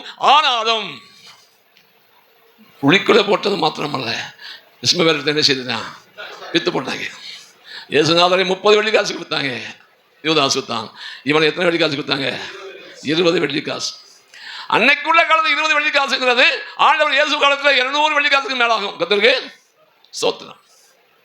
அருமையானவர்களே, ஆனாலும் சோதனை போத்திபார் வீட்டிலே அங்கே ஒரு முள் இருந்துச்சு. எங்கே? யார் வீட்டில்? போத்திபார் வீட்டிலே. சோத்திரம். அருமையான ஒரு அம்மணி. யாரு? அருமையான, ஆமாம், அந்த முள் குத்துவதற்கு முன்னாடி ரொம்ப அன்பா பேசி. எப்படி? ஆமா, சில பேரிலே சோத்திரம் ரொம்ப அன்பு பாராட்டுகிறதான சில இடங்கள் வரும். ஆனால் ஆண்டவர் இயேசுவை, நம்முடைய தேவனை பார்க்கிற பார்வை தான் யோசேப்புக்கு இருந்தது. அல்லேலூயா. தேவனை பார்க்கிற பார்வை. இவ்வளவு பெரிய பொல்லாப்பை, இந்த தேவனுக்கு விரோதமாக இவ்வளவு பெரிய பொல்லாப்பை நான் செய்ய முடியுமா என்று சொல்லி யோசேப்பு சொன்னான். காரணம் என்ன? அவன் தேவனை நோக்கி பார்க்கிறவனாக இருந்தான். அல்லேலூயா. அவன் தன்னுடைய கஷ்டத்தை பார்க்கவில்லை, தன்னுடைய சோதனையை பார்க்கவில்லை, தன்னுடைய பொசிஷனை பார்க்கவில்லை, தனக்கு இருக்கிற எத்தனையோ விதமான மோசமான நிலவரங்களை பார்க்கவில்லை, தகப்பனை நினைக்கவில்லை, அவனுடைய பிறந்த இடத்தை நினைக்கவில்லை, அவன் சகோதரமாரை நினைக்கவில்லை. இப்போ நல்ல சான்ஸ் கிடைக்குது. என்ன சான்ஸு? அங்கே பெரிய லெவலில் உயர்ந்தலாம். நீங்கள் அந்த இடத்தை வாசித்தால் சோத்ராம் இவனை ஆதாயப்படுத்தி தன் புருஷனை கொள்வதற்கு கூட அவர் ரெடியாக இருந்தார். கத்திற்கு யாரு? போத்திபார் மனைவி. தன்னோடு இருக்கணும்னு சொன்னான். கர்த்தருக்கு கூடவே நீ இரு, உன்னை நான் அந்த இடத்துல வைத்து நான் உன்னை என்ன செய்வேன், அழகு பார்ப்பேன் என்றெல்லாம் ஆசீர்வாதம் கூறினாள். ஆனால் யோசேப்புடைய பார்வையெல்லாம் கர்த்தர் பேரிலே. கர்த்தருக்கு பிரைஸ் தி லார்ட். அருமையானவர்களே, அந்த இடத்திலே யோசேப்பை கர்த்தர் தப்பு வைத்தார். கர்த்தருக்கு வேதம் சொல்கிறது, எந்த இடத்துல அவர் இருந்தாலும் கர்த்தர் கூடவே இருக்கிறார். Praise the Lord. அல்லேலூயா. கர்த்தர் கூடவே இருக்கிறார். தாவீது தான் சொன்னாரு, என் தகப்பனும் தாயும் கைவிட்டால் என்னை கர்த்தர் சேர்த்துக் கொள்வார்னு. இந்த தாவீதினுடைய வாழ்க்கையிலே ஸ்தோத்திரம் அப்படிப்பட்டதான சுபாவங்கள் குணங்கள் வெளிப்பட்டதை நான் பார்க்க முடியும். கர்த்தருக்கு ஸ்தோத்திரம் உண்டாவதாகும். எப்படியும் முள் குத்தி குத்தி குத்தி யோசேப்பை ஸ்தோத்திரம் நறுமணம் வீசத்தக்கதான ஒரு நல்ல ஒரு ஸ்தோத்திரம் விசுவாசியாக கர்த்தர் அவனை உருவாக்கி கொண்டு வந்தார். கடைசியாக சிறைச்சாலைக்கு போனான். சிறைச்சாலையிலையும் பார்த்தீங்கன்னா அவன் கர்த்தர் அவனோடு கூட இருந்தனாலே அங்கேயும் அவன் சாட்சியாக இருந்தான். எப்படியும் நல்லா கவனிங்க, அந்த எகிப்திலே ஒரு அதிபதியாக உயர்த்தப்பட்டான். காரணம், தேவன் அவனை தெரிந்து கொண்டார். அல்லேலூயா. தேவன் தெரிந்து கொண்ட பாத்திரம். அதிலே பல சோதனை வரும், போராட்டம் வரும், முட்கள் குத்துகிறது போல வரும். ஆனாலும் சகிக்கணும், தாங்கணும், பொறுக்கணும், நன்மை செய்யணும், உதவி செய்யணும். அந்த இடத்துல நம்ம வரணும். அதுதான் தாவீதுக்கு சொல்லிக்கிறது. அவன் நல்ல ரூபம் உள்ளவனாக இருந்தான். அல்லேலூயா. எப்படி விட்டவனா இருந்தான்? நல்ல ரூபம். சோத்திரம். இப்போ சோத்திரம் சாமி விட்டு சொன்னார், இவன் தான் என்ன செய். ஆமாம். அடுத்து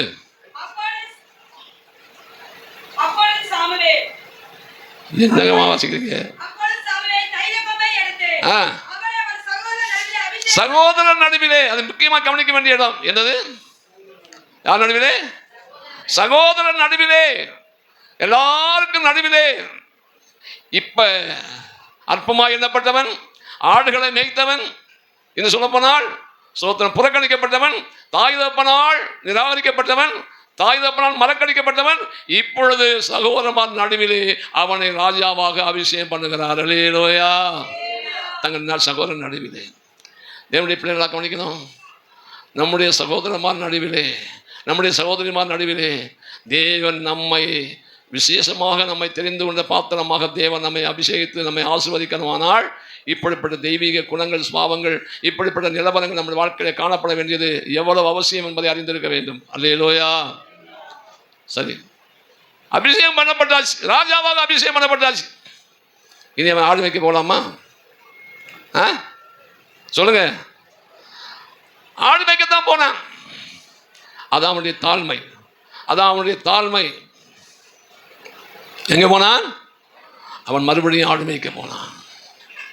அருமையானவர்களே, வேதம் சொல்கிறது, அன்று முதல் கர்த்தருடைய ஆவியானவர் தாவீது மேல் என்ன செய்தார்? வந்து இறங்கி இருந்தார். ஸ்தோத்திரம். அவனுடைய வாழ்க்கையிலே பெரிய வரப்பிரசாதம். தேவனுடைய ஆவியானவர் அவன் மேல் வந்து இறங்கி அவன் கூடவே இருக்கிறார். ஆனால் ஆடு மேய்க்கிறான். அவ்வளவு தன்னை தாழ்த்துகிறான். நாம தாழ்த்துவோமா? நம்ம தாழ்த்துவோமா? தாழ்மைனா என்னன்னு தெரியுமா நமக்கு? சொல்லுங்க. அதுக்கு ஸ்தோத்திரம். ஆனால் வேற ஒரு வசனம் அந்த அதே வந்து சொல்லியிருக்கு, தேவனால் வரவிடப்பட்ட பொல்லாத ஆவி கர்த்தருடைய ஆவி அவனை சவுலை. ஆமாம், இதுவரையிலும் சவுலத்தில் இருந்ததால் கர்த்தருடைய ஆவி என்ன செய்தது? விளையாச்சு. அடுத்து தேவனால் வரவிடப்பட்ட பொல்லாத ஆவி அவனை கலங்க பண்ணினது. யாராலே வரவிடப்பட்ட ஆவி? யாராலே? தேவனாலே. தாவீதை உயர்த்தணுமானால், தாவீதை மேன்மைப்படுத்தணுமானால், தாவீதை அரமனையிலே கொண்டு வந்து அறிமுகப்படுத்த வேண்டுமானால் சவுலுக்கு பொல்லாத ஆவி அவசியம். இதற்கு சில பேர் நம்மை தேவன் உயர்த்துவதற்கு இன்னொரு ஆள் மேலே என்ன அனுப்புவார்? ஆண்டு அனுப்புவாரா? அனுப்புவார். அனுப்பினார். அதற்கு ஸ்தோத்திரம். ஏன்? உங்கள் மூலமாக அந்த ஆளுக்கு என்ன கிடைக்கணும்? விடுதலை கிடைக்கணும். விடுதலை கிடைச்சதுனாலே நன்மை வருமா? வராது. நான் ஜெபம் பண்ணி தான் சோமாச்சு, ஆனால் என்னை பயக்கிறானே அப்படின்னு சொல்கிறோம் இல்லையா? என்ன ஏன் வாயில் வைக்கிற? ஸ்தோத்திரம். இப்போ அங்கே உள்ளவங்க கவனிக்கிறாங்க. அரண்மனையில் உள்ளவங்க அங்கே சேவிக்கிறவர்கள் ஏராளமாக இருப்பாங்கல்ல. அப்போ அவங்க சொல்றாங்க, ராஜாவே, தேவனால் வரவிடப்பட்ட ஒரு பொல்லாத ஆவி உண்மை என்ன செய்யுது, கலங்க பண்ணுது. அது நீங்க என்ன செய்யணும், நல்லா சுரமண்டலம் வாசிக்கிறவனை தெரிந்து கொள்ளும். அவன் வந்து சுரமண்டலம் வாசித்தானால் உம்மிடத்திலிருந்து அந்த ஆவி என்ன செய்யும், போகும்னு சொன்னான். அப்போ சவுல் சொன்னான், அவனை தேடி ஒரு ஆளை கொண்டு வரலாம் அப்படின்னு சொன்னான். அப்போ அங்கே ஒருத்தன் சொல்றான், வாசிங்கள்.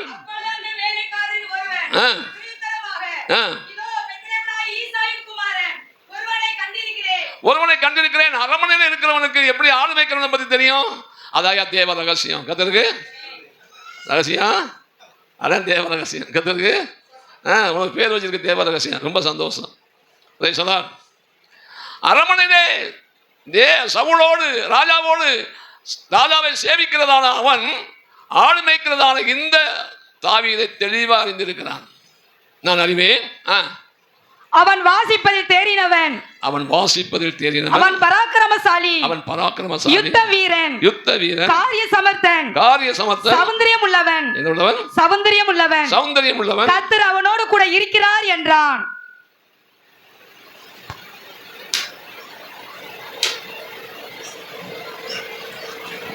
கவனியுங்கள், தாவீதை அரண்மனைக்கு கொண்டு போக வேண்டும், தேவனுடைய சித்தம். கர்த்தருக்கு ஸ்தோத்திரம். இப்போ வீட்டாருக்கு தெரிஞ்சு போச்சு தாவீது யாருன்னு. இனி அரண்மனையில் உள்ள ராஜாவுக்கும் அங்கே உள்ளவர்களுக்கெல்லாம் தாவீது யார் என்று அறிமுகப்படுத்தணுமானால் தாவீதை எங்கே கொண்டு போகணும், அரண்மனைக்கு கொண்டு போகணும். கர்த்தருக்கு சதா அருமையானவர்களே, சவுலுடைய வாழ்க்கையிலே அவனுடைய பிரச்சனை தீரணுமானால் சுரமண்டலம் வாசிக்கிற ஒருத்தனை தேடி கண்டுபிடிக்க வேண்டும் என்று சொன்னபோது ஒருத்தன் அறிமுகப்படுத்தினான் தாவீதை. அவனை குறித்து என்ன சொல்லுகிறான்? தேறினவன், அவன் பராக்கிரமசாலி. முதல்ல சொன்னது வாசிப்பதில் தேறினவன். அப்படி அத்தானே நீங்களும் நாங்களும் எதை வாசிக்கணும்? எதை வாசிக்கணும்? தம்பிக்கு வேணா கீபோர்டு வாசிக்க தெரியுது, எனக்கெல்லாம் அதை பற்றி தெரியாது. கத்திருக்கு சொல்லலாம். சிலருக்கு நல்லா ட்ரம் வாசிக்க தெரியுது, சிலருக்கு நல்லா டேமர் வாசிக்க தெரியுது. நமக்கு என்ன வாசிக்க தெரியும்? 43ஆம் அதிகாரம் 21ஆம் வசனத்தை வாசித்தால், இந்த ஜனத்தை எனக்கென்று ஏற்படுத்தினேன், இவர்கள் என் துதியை சொல்லி வருவார்கள். அருமையானவர்களே, தேவனை துதிக்க துதிக்க நல்ல இசையை கேட்டு கேட்டு கேட்டு ரசிக்கிறது போல, நல்ல இசையை கேட்டு கேட்டு கேட்டு நம்முடைய வாழ்க்கையிலே ஒரு பெரிய பரவசம் உண்டாகிறது போல, நாம் நம்முடைய ஆண்டவராகிய இயேசுவை எந்த அளவுக்கு துதிக்கிறோமோ துதிக்க துதிக்க துதிக்க துதிக்க அல்லேலூயா தேவன் மகிழ்வார், தேவன் சந்தோஷப்படுவார், தேவன் ஆதரவடைவார். அல்லேலூயா. நம்மை ரட்சித்த தேவன் எதற்காக நம்ம ரட்சித்தாராம்? எதற்காக நம்ம தெரிந்து கொண்டாராம்? தேவன் நம்ம என்ன செய்யணும்? துதிக்கணும். தாவீதுடைய வாழ்க்கையிலே அவன் கிண்ணற வாசிக்கிறது மாத்திரமல்ல, அவன் தேவனை 34ஆம் சங்கீதத்தில் என்ன வாசிக்கிற முதல் வசனத்திலே, அப்ப தாவீதுடைய அனுபவம் அதுதான். கர்த்தரை எக்காலத்திலும் ஸ்தோத்தரிப்பேன், அவர் துதி எப்போதும் என் வாயில் இருக்கும். இந்த கிண்ணறத்தை வாசிக்கிறதான நம்முடைய வாழ்க்கை, அதுதான் தேவனுக்கு பிரியமானது, அதுதான் தேவன் விரும்புகிறது. அல்லேலூயா. அதே சொல்லார். எபிரேயர் 13ஆம் அதிகாரத்திலே 15ஆம் வசனத்தை வாசித்தால், சீக்கிரம் வாசிங்க. ஆகையால் அவருடைய நாமத்தை துதிக்கும் உதடுகளின் கனியாகிய ஸ்தோத்திர பலியை, அவருடைய நாமத்தை துதிக்கும் உதடுகளின் கனியாகிய ஸ்தோத்திர பலியை அவர் மூலமாய் எப்போதும் தேவனுக்கு செலுத்த கடவோம். எப்போதும் எப்போதும் தேவனை துதித்துக் கொண்டே இருக்கிற அனுபவம், தேவனை ஸ்தோத்தரித்துக் கொண்டிருக்கிற அனுபவம், அதுதான் வேதம் சொல்றது. ஸ்தோத்திர பலியிடுகிறவன் என்னை, எங்க இருக்க வசனம்? 50ஆம் சங்கீதம் கடைசி வசனத்தை வாசித்தால், ஸ்தோத்திர பலியிடுகிறவன் கர்த்தர் என்ன செய்யறானா? மகிமைப்படுத்துகிறான். அப்ப ஸ்தோத்திர பலி செய்ய செய்ய செய்ய ஸ்தோத்திரிக்க ஸ்தோத்திரிக்க பிசாசு ஓடும். ஒரு அடியில சொல்லுவோம், பிசாசு என்ன செய்யும்? ஓடும். ஸ்தோத்திரம். தாவீது கிண்ணற வாசிக்க வாசிக்க பிசாசு ஆவி என்ன செய்யும்? விலகி ஓடும். இது போல நாம் தேவனை எந்த அளவுக்கு துதிக்கிறோமோ, எந்த அளவுக்கு தேவனை ஸ்தோத்திரிக்கிறோமோ, அந்த அளவுக்கு நம்முடைய வாழ்க்கையிலே பிசாசின் மேல் நமக்கு ஜெயம் கிடைக்கும். அல்லேலூயா. யார் மேலே? விசுவாசம் மேலே நமக்கு என்ன கிடைக்கும்? ஜெயம் கிடைக்கும். சோத்திரம். அநேகருக்கு வாயை திறக்க மாட்டாங்க. எப்படி? அநேகர் என்ன செய்ய மாட்டாங்க? வாயை திறக்க மாட்டாங்க. சோத்தை அள்ளும் போது கிட்ட கொண்டு வரவங்க வாயை பிளப்பாங்க. எப்படி? சிலரை பார்த்துருக்கேன். சாதாரணமாக இப்படி அள்ளி சாப்பிட விட இப்படி இப்படி எப்படி பார்த்துருக்கீங்களா? அப்படி சாப்பிட்றாங்களா? பார்த்துருக்கீங்களா? என்ன எனக்கு தெரியும். நான் 3 பேரை பார்த்துருக்கேன். எது வேற? 3 பேரை. யாரும் சொல்ல மாட்டேன். சொல்லலாம். ஒரு சகோதரர் இருந்தார். சோத்திரம். சாப்பிடும்போது அப்படி அப்படி இப்படிம்பாரு. இப்படி நடுவார். எப்படி? இப்படி நடுவார். அவ்வளோ சோத்தை எப்படி உள்ள தள்ளுவார்னு எனக்கு ஆச்சரியமாக இருக்கும். கத்திருக்கு சொல்லலாம். தேவனை துதிப்பதற்கு வாயை விரிவாய் தர அதை நன்மையினால் என்ன செய்வேன்? நிரப்பேன் சொல்கிறார். சோத்திர பலியிடுகிறவன் கர்த்தரை மகிமைப்படுத்துகிறதான ஒன்று. தேவனை மகிமைப்படுத்தணும். யாரை மகிமைப்படுத்தணும்? தேவனை மகிமைப்படுத்தணும். தேவனை மகிமைப்படுத்த தேவ ஆவியானவர் இறங்கிக் கொண்டே இருப்பார். எந்த பொல்லாத ஆவியும் நம்ம கிட்ட என்ன செய்யாது? நெருங்காது. அல்லேலூயா. நெருங்குமா? நெருங்குமா? அதனால வாசிப்பதில் தெரிந்தவன். அடுத்து அவன் பராக்கிரமசாலி. அவன் யாரு? பராக்கிரமசாலி. எப்படி பராக்கிரமசாலி ஆகிறது? எப்படி? சோத்திரம். வேதம் சொல்லுது, கர்த்தரிடம் அவருடைய சத்துவத்தின் வல்லமையிலும் பலப்படுங்கள். கர்த்தரிடம் அவருடைய சத்துவத்தின் வல்லமை. அல்லேலூயா. வசனம் சொல்கிறது, பரிசுத்தாவின் வரும்போது நீங்கள் பெலன் அடைவீர்கள். ஆவியிலே பெலன், உள்ளான மனுஷனிலே பெலன், உள்ளான மனுஷனிலே பராக்கிரமம். அல்லேலூயா.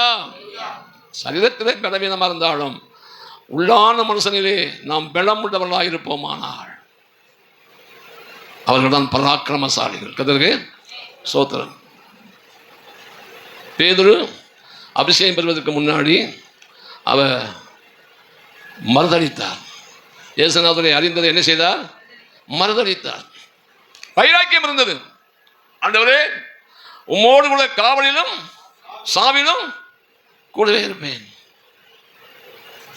அப்பதான் சொன்னார் ஆண்டவர், இன்று நீ என்னை அறிந்திருக்கிறதை சேவல் கூவுவதற்கு முன்னே 3 தடவை மறுதளிப்பாய் சொன்னார்.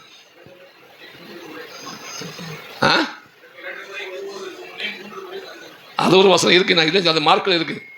ஆமாம், மற்ற இடத்துல இல்லாத இருக்கிற வேற இப்படி தான் இருக்கு. எப்படி? மனுஷங்க தெரியாமல் சொல்லிட்டு. கர்த்தருக்கு ஸ்தோத்திரம். Price the Lord. ஆண்டவர் 2 தடவை கூருக்கு முன்னாடி சொன்னாங்க, 1 தடவை கூருக்கு முன்னாடி சொன்னாங்க, எல்லாம் ஒன்று தான். கர்த்தருக்கு ஸ்தோத்திரம். அவ்வளவு பலவீனமாக இருந்தவர் பேதுரு. கர்த்தருக்கு அவ்வளவு பலவீன பாண்டம். ஆனால் பரிசுத்தாவின் அபிஷேகத்தை பெற்ற பிற்பாடு எவ்வளவோ மிரட்டல் வந்தது. எவ்வளவோ அவரை சோத்திரம் என்ன செய்தார்கள்? சோத்திரம் மிரட்டினார்கள். இந்த இயேசு நாமத்தை என்ன செய்யக்கூடாது? சொல்லக்கூடாது, பிரசங்கிக்கக்கூடாது என்று சொல்லி மிரட்டினார்கள், உருட்டினார்கள். ஆனால் உங்களுக்கு நாங்கள் செவி கொடுப்பதை பார்க்கிறோம், தேவனுக்கு செவி கொடுப்பது உத்தமம். பேசலாம். அதனால அதெல்லாம் முடியாதுன்னு சொல்லிட்டாங்க. அது மாத்திரமல்ல, சோத்திரம். பேதுரு ஆலயத்துக்கு போகும்போது பிறவியிலே சப்பானியா இருந்தவனை கொண்டு வந்து வைத்திருந்தார்கள். அவரை நோக்கி பார்க்கிறான். பேர் சொல்கிறார், நீ எங்களை என்ன செய்ய நோக்கிப்பார். கர்த்தருக்கு எப்படி? எங்களை நோக்கிப்பார். ஏதாவது பிச்சை கிடைக்கும் நோக்கி பார்த்தான். ஆனால் என்னிடத்தில் உள்ளதை உனக்கு கொடுக்குறேன்னு சொல்லி கையை பிடித்து தூக்கி விட்டான். கால்களும் கரங்களும் என்ன செய்தது? பெலன் கொண்டது. ஆகினாலே அவனுக்குள்ள ஒரு பராக்கிரமசாலியான ஒரு அனுபவம் வந்து விட்டது. கர்த்தருக்கு கர்த்தர் கூட இருக்கிறார், ஆவியானவர் கூட இருக்கிறார் என்றதான அந்த பெலன். அது மாத்திரமல்ல, நீங்கள் 12ஆம் அதிகாரத்தில் வாசித்தீங்கன்னா அப்போஸ்தலர்களில் யாக்கோபை கொலை செய்ததான ஏரோது ஜனங்களுக்கு அது பிரியமாக இருக்குங்கிறதுனால பேதுருவையும் கொலை செய்ய விரும்பினான். அதனால பேதுருவை பிடிச்சி என்ன செய்தான்? சிறைச்சாலையில் போட்டான். மறுநாள் பேதுருவை என்ன செய்யணும்? கொலை செய்யணும். நாளைக்கு கொலை செய்ய போறான்னு தெரிஞ்சும் இந்த பேதுரு எப்படி அயர்ந்த தூக்கம். அப்படி அத்தனை அவ்வளவு சமாதானம். ஒரு அடியில் சொல்லுவோம், நாம இருந்தால் நைட்டு பூரா புலம்பி அந்த செல்லே மூக்கு செல்லினால என்ன செஞ்சிருப்போம் நினைச்சிருவோம். கதருக்கு அழுது கண்ணீர் வடித்து. ஆனால் இவன் ஒரு பராக்கிரமசாலியாக இருந்தான். அல்லேலூயா. ஸ்தோத்திரம். சந்தோஷம் மனதில் வரும். எங்கே வரும் சந்தோஷம்? மனதிலே, ஆவியிலே. ஆனால் ஆத்மாவிலே வர்றது எது? சமாதானம். எது? நீங்கள் சந்தோஷம் பெருசா சமாதானம் பெருசா நான் கேட்க மாட்டேன். கேட்டால் நீங்கள் சொல்ல வேண்டிய பகுதி என்னன்னு எனக்கு தெரியும். கர்த்தருக்கு பிரைஸ் தி லார்ட். பவுல் சீலாவோடு சிறைச்சாலையில் இருக்கும்போது என்ன செய்தார்? ஆமாம், பாடினார். என்ன செய்தார்? பாடினார். ஏன் பாடினார்? இந்த ஆண்டவருக்காக அடிக்கப்பட, இந்த அளவுக்கு வேதனை அனுபவிக்க ஒரு பாக்கியம் கிடைத்த சந்தோஷத்தை பாடினார். Praise the Lord. Hallelujah, hallelujah. ஆனா பேதுரு நாளைக்கு சாவு, நாளைக்கு நமக்கு மரண தண்டனை அப்படி அறிந்தும் அவர் என்ன செய்தார்? சமாதானமாக தூங்கினார். அல்லேலூயா. அதற்கு 2 பேருக்குள்ள வித்தியாசத்தை நம்ம பிரசம் பண்ண விரும்பல, அது வேற மாதிரி போயிடும். அதற்கு ஸ்தோத்திரம் உண்டாவதாக. Praise the Lord. அருமையானவர்களே, ஆகினாலே இந்த பேதுரு பராக்கிரமசாலியாய் காரணம் பரிசுத்த ஆவியானுடைய வல்லமை. பரிசுத்த ஆவியானுடைய வல்லமை. அதனால்தான் உன்னதத்திலிருந்து வரும் பலனால் தரிப்பிக்கப்படுவதற்கும் எருசலேமில் என்ன செய்யுங்க? ஆமாம், இருக்க சொன்னார். ஏனென்றால் இன்றைக்கும் ஊழியத்திலே இது ரொம்ப அவசியம். ஊழியத்திலே இந்த அனுபவம் ரொம்ப அவசியம். பரிசுத்த ஆவியிலே நிரம்பி நிரம்பி நிரம்பி நிரம்பி ஜெபிக்கணும். பரிசுத்த ஆவியானவரால் நிரப்பப்பட்டு நம்முடைய உள்ளான மனுஷனிலே பெலன். அல்லேலூயா. அதற்கு ஸ்தோத்திரம். Price the Lord. பேதுரு சரி கடைசியாக மரிக்க போகும்போது அவர் என்ன சொன்னார்? ஆண்டவர் இயேசுவின் பாதம் இருந்த இடத்துல என் தலையை வைத்து தலைகளை அறையுங்கன்னு சொன்னாராம். அந்த அளவுக்கு பராக்கிரமசாலியாய் மாறினது பேதுரு. காரணம் பரிசுத்த ஆவியானுடைய பெலன். யாருடைய பெலன்? பரிசுத்த ஆவியானுடைய பெலன். அதனாலே நாமளும் பராக்கிரமசாலிகளாக இருக்கணும். அடுத்து சொல்லியிருக்கிறது தாவீதை யுத்த வீரன். யாரு? யுத்த வீரன். என்ன யுத்தம்? முழங்கால் யுத்தம். என்ன யுத்தம்? முழங்கால் யுத்தம். எத்தனை பேர் முழங்கால் தேஞ்சிருக்கு சொல்லுங்க? முழங்கால் போட முழங்கால் தேயாது. முழங்கால் என்ன செய்யும்? வளரும். எப்படி முழங்கால் உங்களுக்கு வளர்ந்துருக்கா? முழங்கால் வளரும். எப்படி வளருமா? வளராதா? முழங்கால் வளரும். வேணா பாருங்க, முழங்கால் வந்து தொட்டு பாருங்க. கத்திருக்கு முழங்கால் வளரும். காரணம் என்ன? அது காய்த்து காய்த்து காய்த்து அப்படி என்ன செய்யும்? வளரும், தேஞ்சு போகாது. கத்திருக்கு நான் ஒரு சகோதரனுக்கு மேரேஜ் ஒழுங்கு பண்ணிட்டு வந்தேன். அவன் இந்து குடும்பத்திலிருந்து வந்தவன். சோத்திரம். இந்து குடும்பத்திலிருந்து வந்தவனுக்கு தாய் தப்பனெல்லாம் இந்துக்களாக இருக்காங்க. அண்ணங்காரன் ஒரு சோசிக்காரன் இருக்கான். சோத்திரம். கொடுமையான ஒரு குடும்பம். எனக்கு என் ஜாதியில் தான் பொண்ணு வேணும் அப்படின்னா அதுக்காக ஒரு பொண்ணை ஏற்பாடு பண்ணி பத்திரக்குண்டை வைத்து நிச்சயார்த்தத்தை முடித்துட்டு வந்தேன். எப்படி? அதே கம்யூனிட்டி. என்ன கம்யூனிட்டி சொல்ல மாட்டேன். அதே லோயா. கடைசியிலே அப்போ அந்த சமயத்தில் அவனுடைய அண்ணனும் அவனுடைய அப்பாவும் நடந்து கொண்டதை பார்த்தால் ரொம்ப வித்தியாசமாக இருந்துச்சு. இருந்தாலும் எப்படியும் காரியத்தை முடித்துட்டு வந்தோம். ஃபிக்ஸ் பண்ணியாச்சு, சரின்னு சொல்லியாச்சு. மறுநாள் நான் சோத்திரம் காலையில் சோத்திரம் லெட்டின் போயிட்டு வர்ற வழியில் கீழே இறங்கினேன். படுக்கி விட்டு கீழே விழுந்தேன். பார்த்துக்குங்க, 2 காலம் அப்படியே மடங்கிடுச்சு. கத்திருக்கு இன்னைக்கு வரைக்கும் என்னால் என்ன செய்ய முடியாது? சம்பளம் போட்டு உட்கார முடியாது. சொன்னார்களே லோயா. சம்பளம் போட்டு உட்காந்து சாப்பிடாட்டாலும் பரவாயில்ல, முழங்கால் போட முடியாது. அப்படி ஒரு சூழ்நிலை. முழங்கால் 5 நிமிஷம் கூட போட முடியாது. ரொம்ப கஷ்டப்பட்டேன். ஒரு சிஸ்டர் சொன்னாங்க, பாஸ்டர் ஊழியக்காரர்கள் முழங்கால் போட்டு ஜெபிக்கவே கூடாதபடிக்கு பிள்ளை சூனியம் பண்றாங்க, அதனால தான் உங்களால் முழங்கால் போட முடியாம போயிடுச்சு அப்படின்னு சொன்னாங்க. எனக்கு ஒரு பெரிய வைராக்கியம் வந்தது. கதிர்க்கு அப்படியா?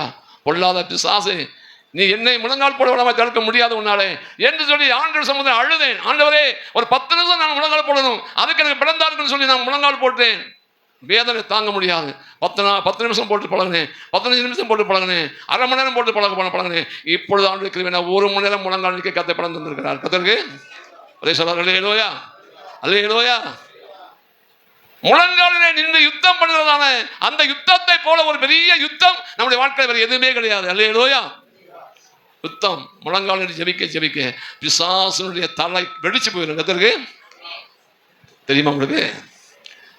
ஜெபம் என்னது? ஜெபம். அதிகாலையிலே என்னை தேடுகிறவன் என்னை கண்டடைகிறான் என்று சொல்லுகிறான். அதில் எவ்வளவு பெரிய ஆசீர்வாதத்தை அங்கே நீதிமன்ற 8ஆம் நம்ம வாசிக்கிறோம். அருமையானவர்களே, முழங்கால் யுத்தம். அதனால தான் பவுல் சொல்லுகிறார் 2 கொரிந்தியர் 10ஆம் அதிகாரத்திலே 3ஆம் வசனமா 4ஆம் வசனம்? 3ஆம் வசனத்தை வாசிங்க.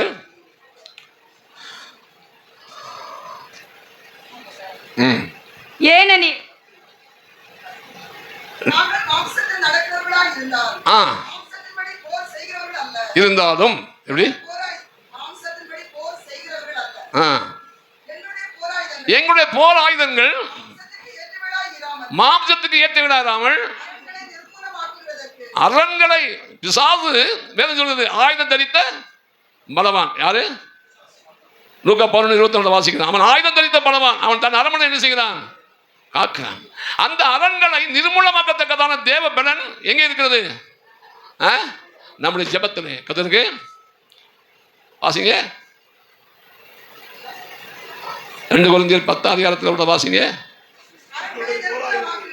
அரண்களை நிர்மூலமாக்குவதற்கு அது தேவ பலம். என்ன பலம்?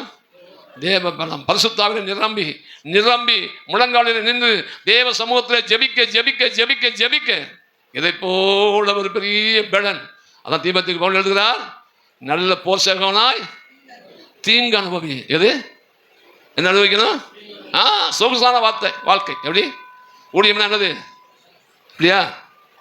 ஊழியம்னா இன்றைக்கு நினைக்கிறது அதுதான், பெரிய சொகுசான வாழ்க்கை, நல்ல சம்பாத்தியம். ஐயா, சில ஊழியர்களை பார்க்கிறேன், ஒரு விசுவாசி நீங்கள் என்ன செய்ய மாட்டாங்க, கழிந்து கொள்ள மாட்டாங்க.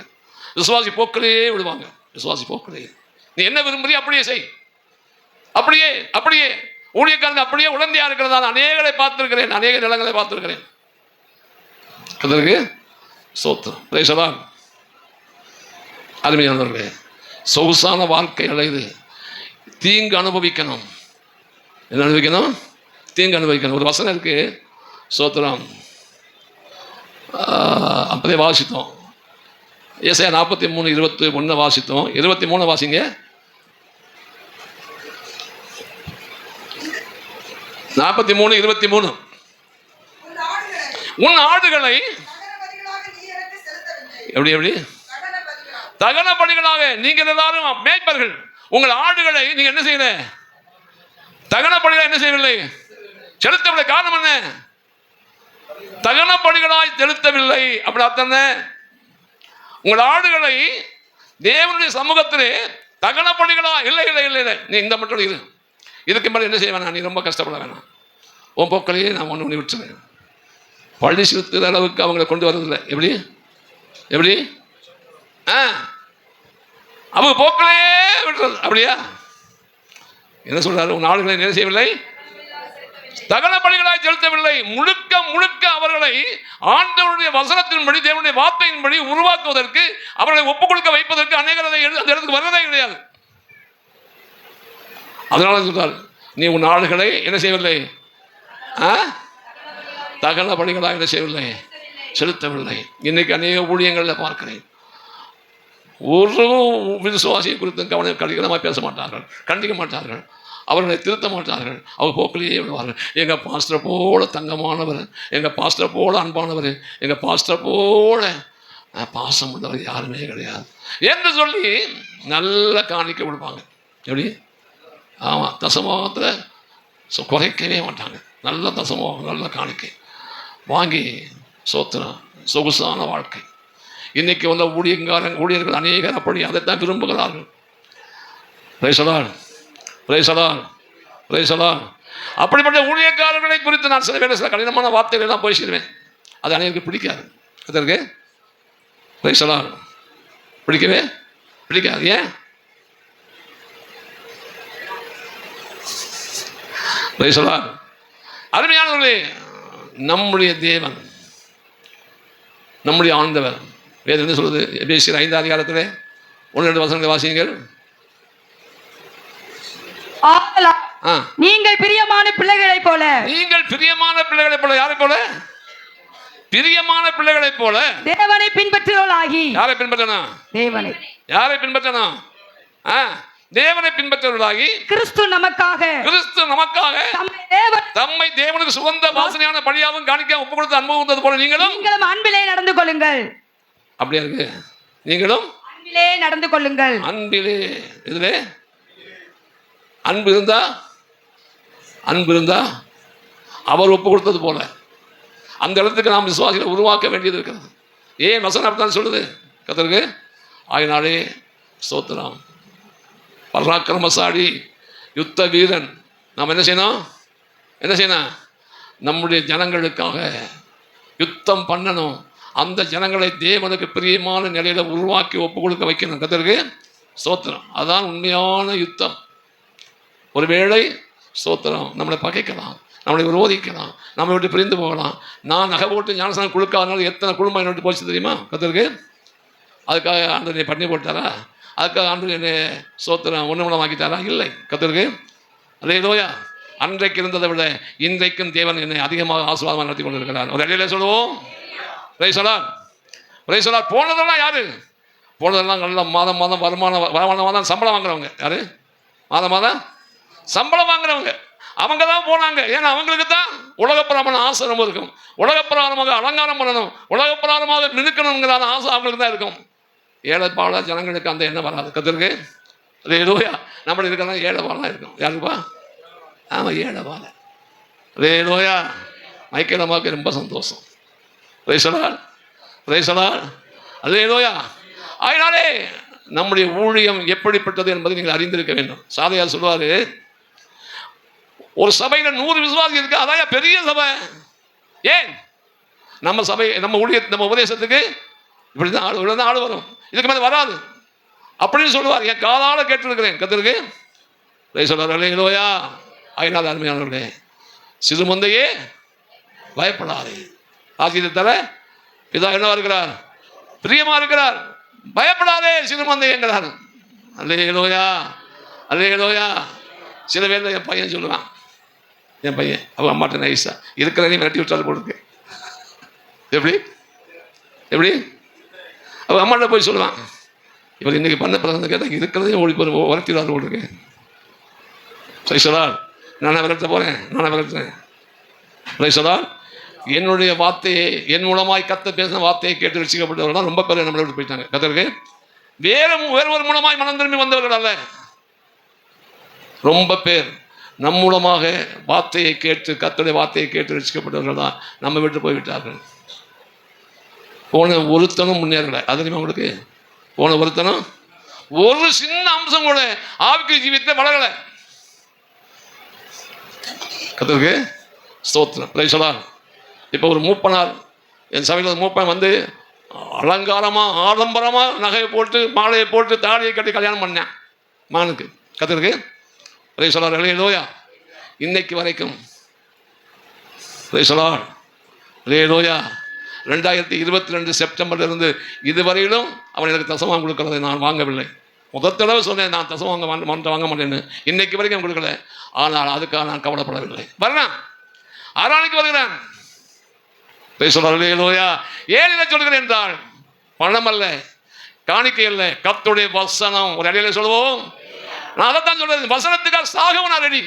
இந்த ஊழியத்திலே உபதேசத்துக்காக, சத்தியத்துக்காக மறிக்கவும் ஆயத்தமா இருக்கிறேன். நான் வேலையை விட்டுட்டு நான் ஊழியத்துக்கு வரும்போது எங்கள் அப்பா சொன்ன ஒரு வார்த்தை, ஒழுங்கா அரசாங்க உத்தியோகத்தை பார்த்துட்டு இருக்கிறவன் திண்டுக்கல்ல போய் பிச்சை எடுக்க போறான்னாரு. எப்படி? என்ன உங்கள் அப்பா இப்படி சொல்கிறாருன்னு எனக்கு வந்து கேட்டாங்க. என்று நேர சொல்லுங்கள். நான் சொன்னேன், திண்டுக்கல்ல போய் நான் பிச்சை எடுக்க போலையா, திண்டுக்கல்ல போய் ஏசா இருக்கா, சாகத்தான் போறேன்னு சொன்னேன். கர்த்தருக்கு அவர் சொன்னது, தனியாக போய் பிச்சை எடுத்தான்னா கவலை இல்லை, குடும்பத்தோடு போய் பிச்சை எடுக்க போறான்னு சொன்னார் எங்கள் அப்பா. இதுவரைக்கும் நான் யாத்தையும் போய் 50 ரூபா காணிக்க கேட்கல, யாத்தையும் போய் 50 ரூபா நான் கடன் கேட்கல. இதுவரைக்கும் கர்த்தர் என்னை அப்படி நடத்தவும் இல்லை. கர்த்தர் ஆச்சரியமாய் அதிசயமாய் இதுவரையிலும் தேவன் அற்புதமாக நடத்தி இருக்கிறார். Hallelujah. Praise the Lord. Praise the Lord. Praise the Lord. ஒரு நாளும் கர்த்தர் கைவிட மாட்டார். யுத்த வீரன், அடுத்து காரிய சமர்த்தன். யாரவன்? காரிய சமர்த்தன். அப்படின்னா என்ன? ஒரு காரியத்தை ஒப்பு கொடுத்தால் அந்த காரியத்தை சமர்த்தியா செய்து முடிக்கிறது, நேர்த்தியா செய்து முடிக்கிறது. நம்ம கையில ஒரு ஊழியத்தை ஒப்பு கொடுத்திருக்கிறார். அல்லேலூயா. நம்ம கையில் என்னத்தை ஒப்பு கொடுத்திருக்கிறார்? ஊழியத்தை ஒப்பு கொடுத்திருக்கிறார். அது மாத்திரமல்ல, அநேக ஆத்துமாக்களை நம்ம கையில் ஒப்பு கொடுத்திருக்கிறார். ஒரு அடையில சொல்லுவோம், இந்த ஆத்துமாக்களை உருவாக்க வேண்டியது, இந்த ஆத்துமாக்களை தேவ சாயலாக உருவாக்க வேண்டியது, தேவனுடைய வருகைக்கு ஆயத்தப்படுத்த வேண்டியது, அதற்கான உபதேசம், அதற்கான சத்தியம், அதற்கான வேலை. கர்த்தருக்கு அல்லேலூயா. செய்கிறோமா? நம்முடைய காரியம் என்ன? நம்முடைய காரியமே நம்ம கையில் கொடுக்கப்பட்ட ஆத்துமாக்களை என்ன செய்ய வேண்டும்? என்ன செய்ய வேண்டும்? உருவாக்கணும். தேவ சாயலிலே உருவாக்க வேண்டியதுதான் நம்முடைய காரியம். சோத்திரம். பிழப்பு கிடத்தது அல்ல. கிராமத்தில் பழந்து பண்ணி சொல்லுவாங்க, கல்லிலையும் சோறு கத்தாழையிலையும் சோறு. கேள்விப்பட்டிருக்கீங்களா? எப்படி? கல்லிலையும் சோறு கத்தாழையிலையும் சோறு. கத்தாழையில் சோறு இருக்குது, பார்த்துருக்கீங்களா? கத்தாழை தெரியுமா? கத்தாழையை எடுத்து அந்த ஓரத்தை லேசாக சீவிட்டு அந்த தோலை மேலே எடுத்துட்டு அப்படியே கொஞ்சம் அப்படி இது பண்ணால் நல்லா வளன்னு ஒரு அதை சாப்பிட்டு பார்த்துருக்கீங்களா? நம்ம இடத்த விட்டோம். நான் சாப்பிட்ருக்கேன். அல்லேலூயா. அதனால சோத்துக்காக அல்ல, நாம் செய்ய வேண்டிய ஊழியத்தின் காரியத்தை நாம் விளங்க சொல்லியிருக்க காரிய சமத்தன் நம்முடைய கையிலே கொடுக்கப்பட்ட அந்த ஆத்துமாக்களை நாம் என்ன செய்ய வேண்டும்? கர்த்தருக்காக வரைக்காக உருவாக்கணும். அதில் கவனமாக இருக்கணும். காரியத்தை கரெக்டாக செய்யணும். கர்த்தருக்கு ஸ்தோத்திரம். அல்லேலூயா. ஆத்துமாக்களை உருவாக்குறதான வேலை, ஆத்துமாக்களை தேவசாயிலே உருவாக்குற வேலை. அந்த காரியத்தை சரியாக செய்யணுமானால் அதற்குரிய வெளிப்பாடு, அதற்குரிய தரிசனம், அதற்குரிய சோத்திரம், ஆவிக்குரிய கரிசனை இருக்க வேண்டியது அவசியம். அதற்கு சோத்திரம். எதையுமே சரியாக செய்யணும். எங்கள் ஐயா பஸ் ஸ்டாண்டில் போய் இந்த ஊருக்கு எத்தனை மணிக்கு பஸ்ஸுன்னு போய் கேட்டுவான்னு பாரு. எப்படி? எத்தனை மணிக்கு பஸ்ஸு போயிட்டு வந்து சொன்னால் போதும். எத்தனை மணிக்கு சொன்னால்? 10:30 மணின்னு சொன்னான். எத்தனை பேர்த்த கேட்டேன்? ஒரே ஒரு ஆள்கிட்ட. நீ எல்லாம் பழைப்பையாளா? எப்படி? எத்தனை பேர்த்த கேட்கணும்? குறைஞ்சது 3 பேர்த்துக்காவது கேட்கணும். அப்போ தான் சொல்லுவார். ஒருத்தன் சொல்லுவேன் 10 மணின்னு சொல்லுவேன், ஒருத்தன் 11 சொல்லுவேன், ஒருத்தன் 11 சொல்லுவேன். அப்போ நம்ம எப்படா போகணும்? 10 மணிக்கு சொன்னாலே அதுக்கு தான் போகணும். அது 11 மணிக்கு வந்தாலும் எப்போ வந்தாலும் சரி. 11 மணிக்கு சொன்னவங்க நம்பி நம்ம 11 மணிக்கு போனால் அந்த பஸ் எப்போ எத்தனை மணிக்கு போயிருக்கோம்? 10 மணிக்கே போயிருக்கோம் அப்படின்னு சொல்லுவார். எப்படி? காரியத்தை எப்படி செய்யணும்? அதான் காரிய சித்தி. கர்த்தருக்கு அல்லேலூயா. மார்க்கெட்டுக்கு போயிட்டு வந்து காய்கறியை வாங்கிட்டு வந்து கொடுக்கணும். ஒரு ரூபாய்க்கு 3 முருங்கக்கா அப்படின்னு கொண்டு கொடுத்தா வாங்கி நிப்பாட்டி பார்ப்பார். இல்லை, இந்த காய் இவ்வளோ உயரமாக இருக்குது, இந்த காய் இவ்வளோ உயரமாக இருக்குது, அந்த அளவுக்கு யாரும் இந்த காயை வாங்கலை ஓ அப்படின்னு திருப்பி அனுப்பிடுவார். எப்படி? என்ன நீங்கள் நம்புறீங்கள? காரைக்குடி இருக்கார் ஒரு பெரிய பாஸ்டர் ராஜன். அவர் மார்க்கெட்டுக்கு போயிட்டு வந்து இதே வார்த்தையை கேட்டுட்டு நொந்து போனார். கர்த்தருக்கு பிரைஸ் அல்லேலூயா. அப்படிப்பட்ட ஆழ்த்த வளர்ந்தவனாக நாங்கள். கர்த்தருக்கு அல்லேலூயா. இந்த ஐயா ஒரு நாள் ஒரு காரியத்தை திட்டினார் பாருங்க, நான் எனக்கே சகிக்க முடியல. கர்த்தருக்கு ஸ்தோத்திரம். அப்படி காரியத்தில் ரொம்ப கண்ணு கத்தமா இருக்குன்னு நினைப்பாரு. என்ன வார்த்தையும் காரிய சமர்த்தன். நம்முடைய வாழ்க்கையிலே நாம் எப்படி இருக்க வேண்டும், அப்படிப்பட்ட ஊழியக்காரங்களை எல்லாம் நாங்கள் பார்த்துட்டு அவங்கள்ட்ட எல்லாம் இருந்து வளர்ந்து வந்தோம். இப்போலாம் பார்த்தீங்கன்னா நோ. இப்போ நமக்கு புத்திமதி சொல்லுவாங்க நம்ம ஆளுக்கு. யார்? எப்படி? இப்போ உள்ள விசுவாசிகள்லாம் ஊழியக்காரங்கள் என்ன செய்வாங்க? பாஸ்டர் இப்படி செஞ்சது நல்லாயிருக்கும், பாஸ்டர் அப்படி செஞ்சால் நல்லாயிருக்கும், எது நல்லாயிருக்கும், அது நல்லாயிருக்கும் அப்படிம்பாங்க. அதற்கு காரிய சமர்த்தன். அதனால தான் நான் சொல்ல வேண்டியதை சொல்ல முடியாமல் போயிடும். பாருங்க, சோத்திரம். யுத்த களத்தை வந்து நின்னான், வந்து இறங்கினான். யார்? கோலியாத். அவன் வந்து இறங்கினான். அவன் கையில் ஈட்டி இருக்கு, பட்டயம் இருக்கு, கேடயம் இருக்கு, எல்லாம் இருக்கு. ஆனால் இவன் கையில் என்ன இருக்கு? ஒரே ஒரு தடி, கவன்கள். கத்திருக்கு சோத்திரம். காரிய சமர்த்தன். அல்லேலூயா. அவன் என்ன சொன்னான்? வாடா, உன்னை நான் கொன்று உன் மாம்சத்தை ஆகாயத்து பறவைகளுக்கும் காட்டு மிருகங்களுக்கும் கொடுப்பேன். பைபிள் சொல்றான். என்ன சொன்ன தெரியுமா? நீ நிந்தித்த ராணுவ தேவனாகிய ராணுவங்களின் தேவனா. அதற்கு தாவீது பெலிஸ்தனை நோக்கி, நீ பட்டயத்தோடும் ஈட்டியோடும் கேடகத்தோடும் என்னிடத்தில் வருகிறாய், நானோ நீ நிந்தித்த இஸ்ரவேல் ராணுவங்களின் தேவனாகிய சேனைகளுடைய கர்த்தரின் நாமத்திலே உன்னிடத்தில் வருகிறேன். கர்த்தர் உன்னை என் கையில் என்ன செய்வார்? ஒப்பு கொடுப்பார். இதைத்தான் தேவனுடைய சமூகத்திலே காரியத்தை சரியா காரிய சமர்த்தன். நான் உன்னை கொண்டு போன சொல்லவில்லை. கர்த்தர் உன்னை என் கையிலே ஒப்பு கொடுப்பார், நான் உன் தலையை வாங்கி. கர்த்தருக்கு அல்லேலூயா. உன் மாம்சத்தை, இந்த பெலிஸ்தருடைய மாம்சங்களை என்ன செய்வேன்? ஆகாயத்து பறவைகளுக்கும் இந்த இஸ்ரவேலின் தேவன் ஒருவர் உண்டு என்று இந்த உலகம் என்ன செய்யும்? அறிந்து கொள்ளும். அல்லேலூயா. அப்ப எந்த காரியத்தை செய்தாலும் தேவனை மகிமைப்படுத்துகிறது, தேவனை உயர்த்துகிறது, தேவனுக்கு முதலிடம் கொடுக்கிறது, நமக்கல்ல. அல்லேலூயா.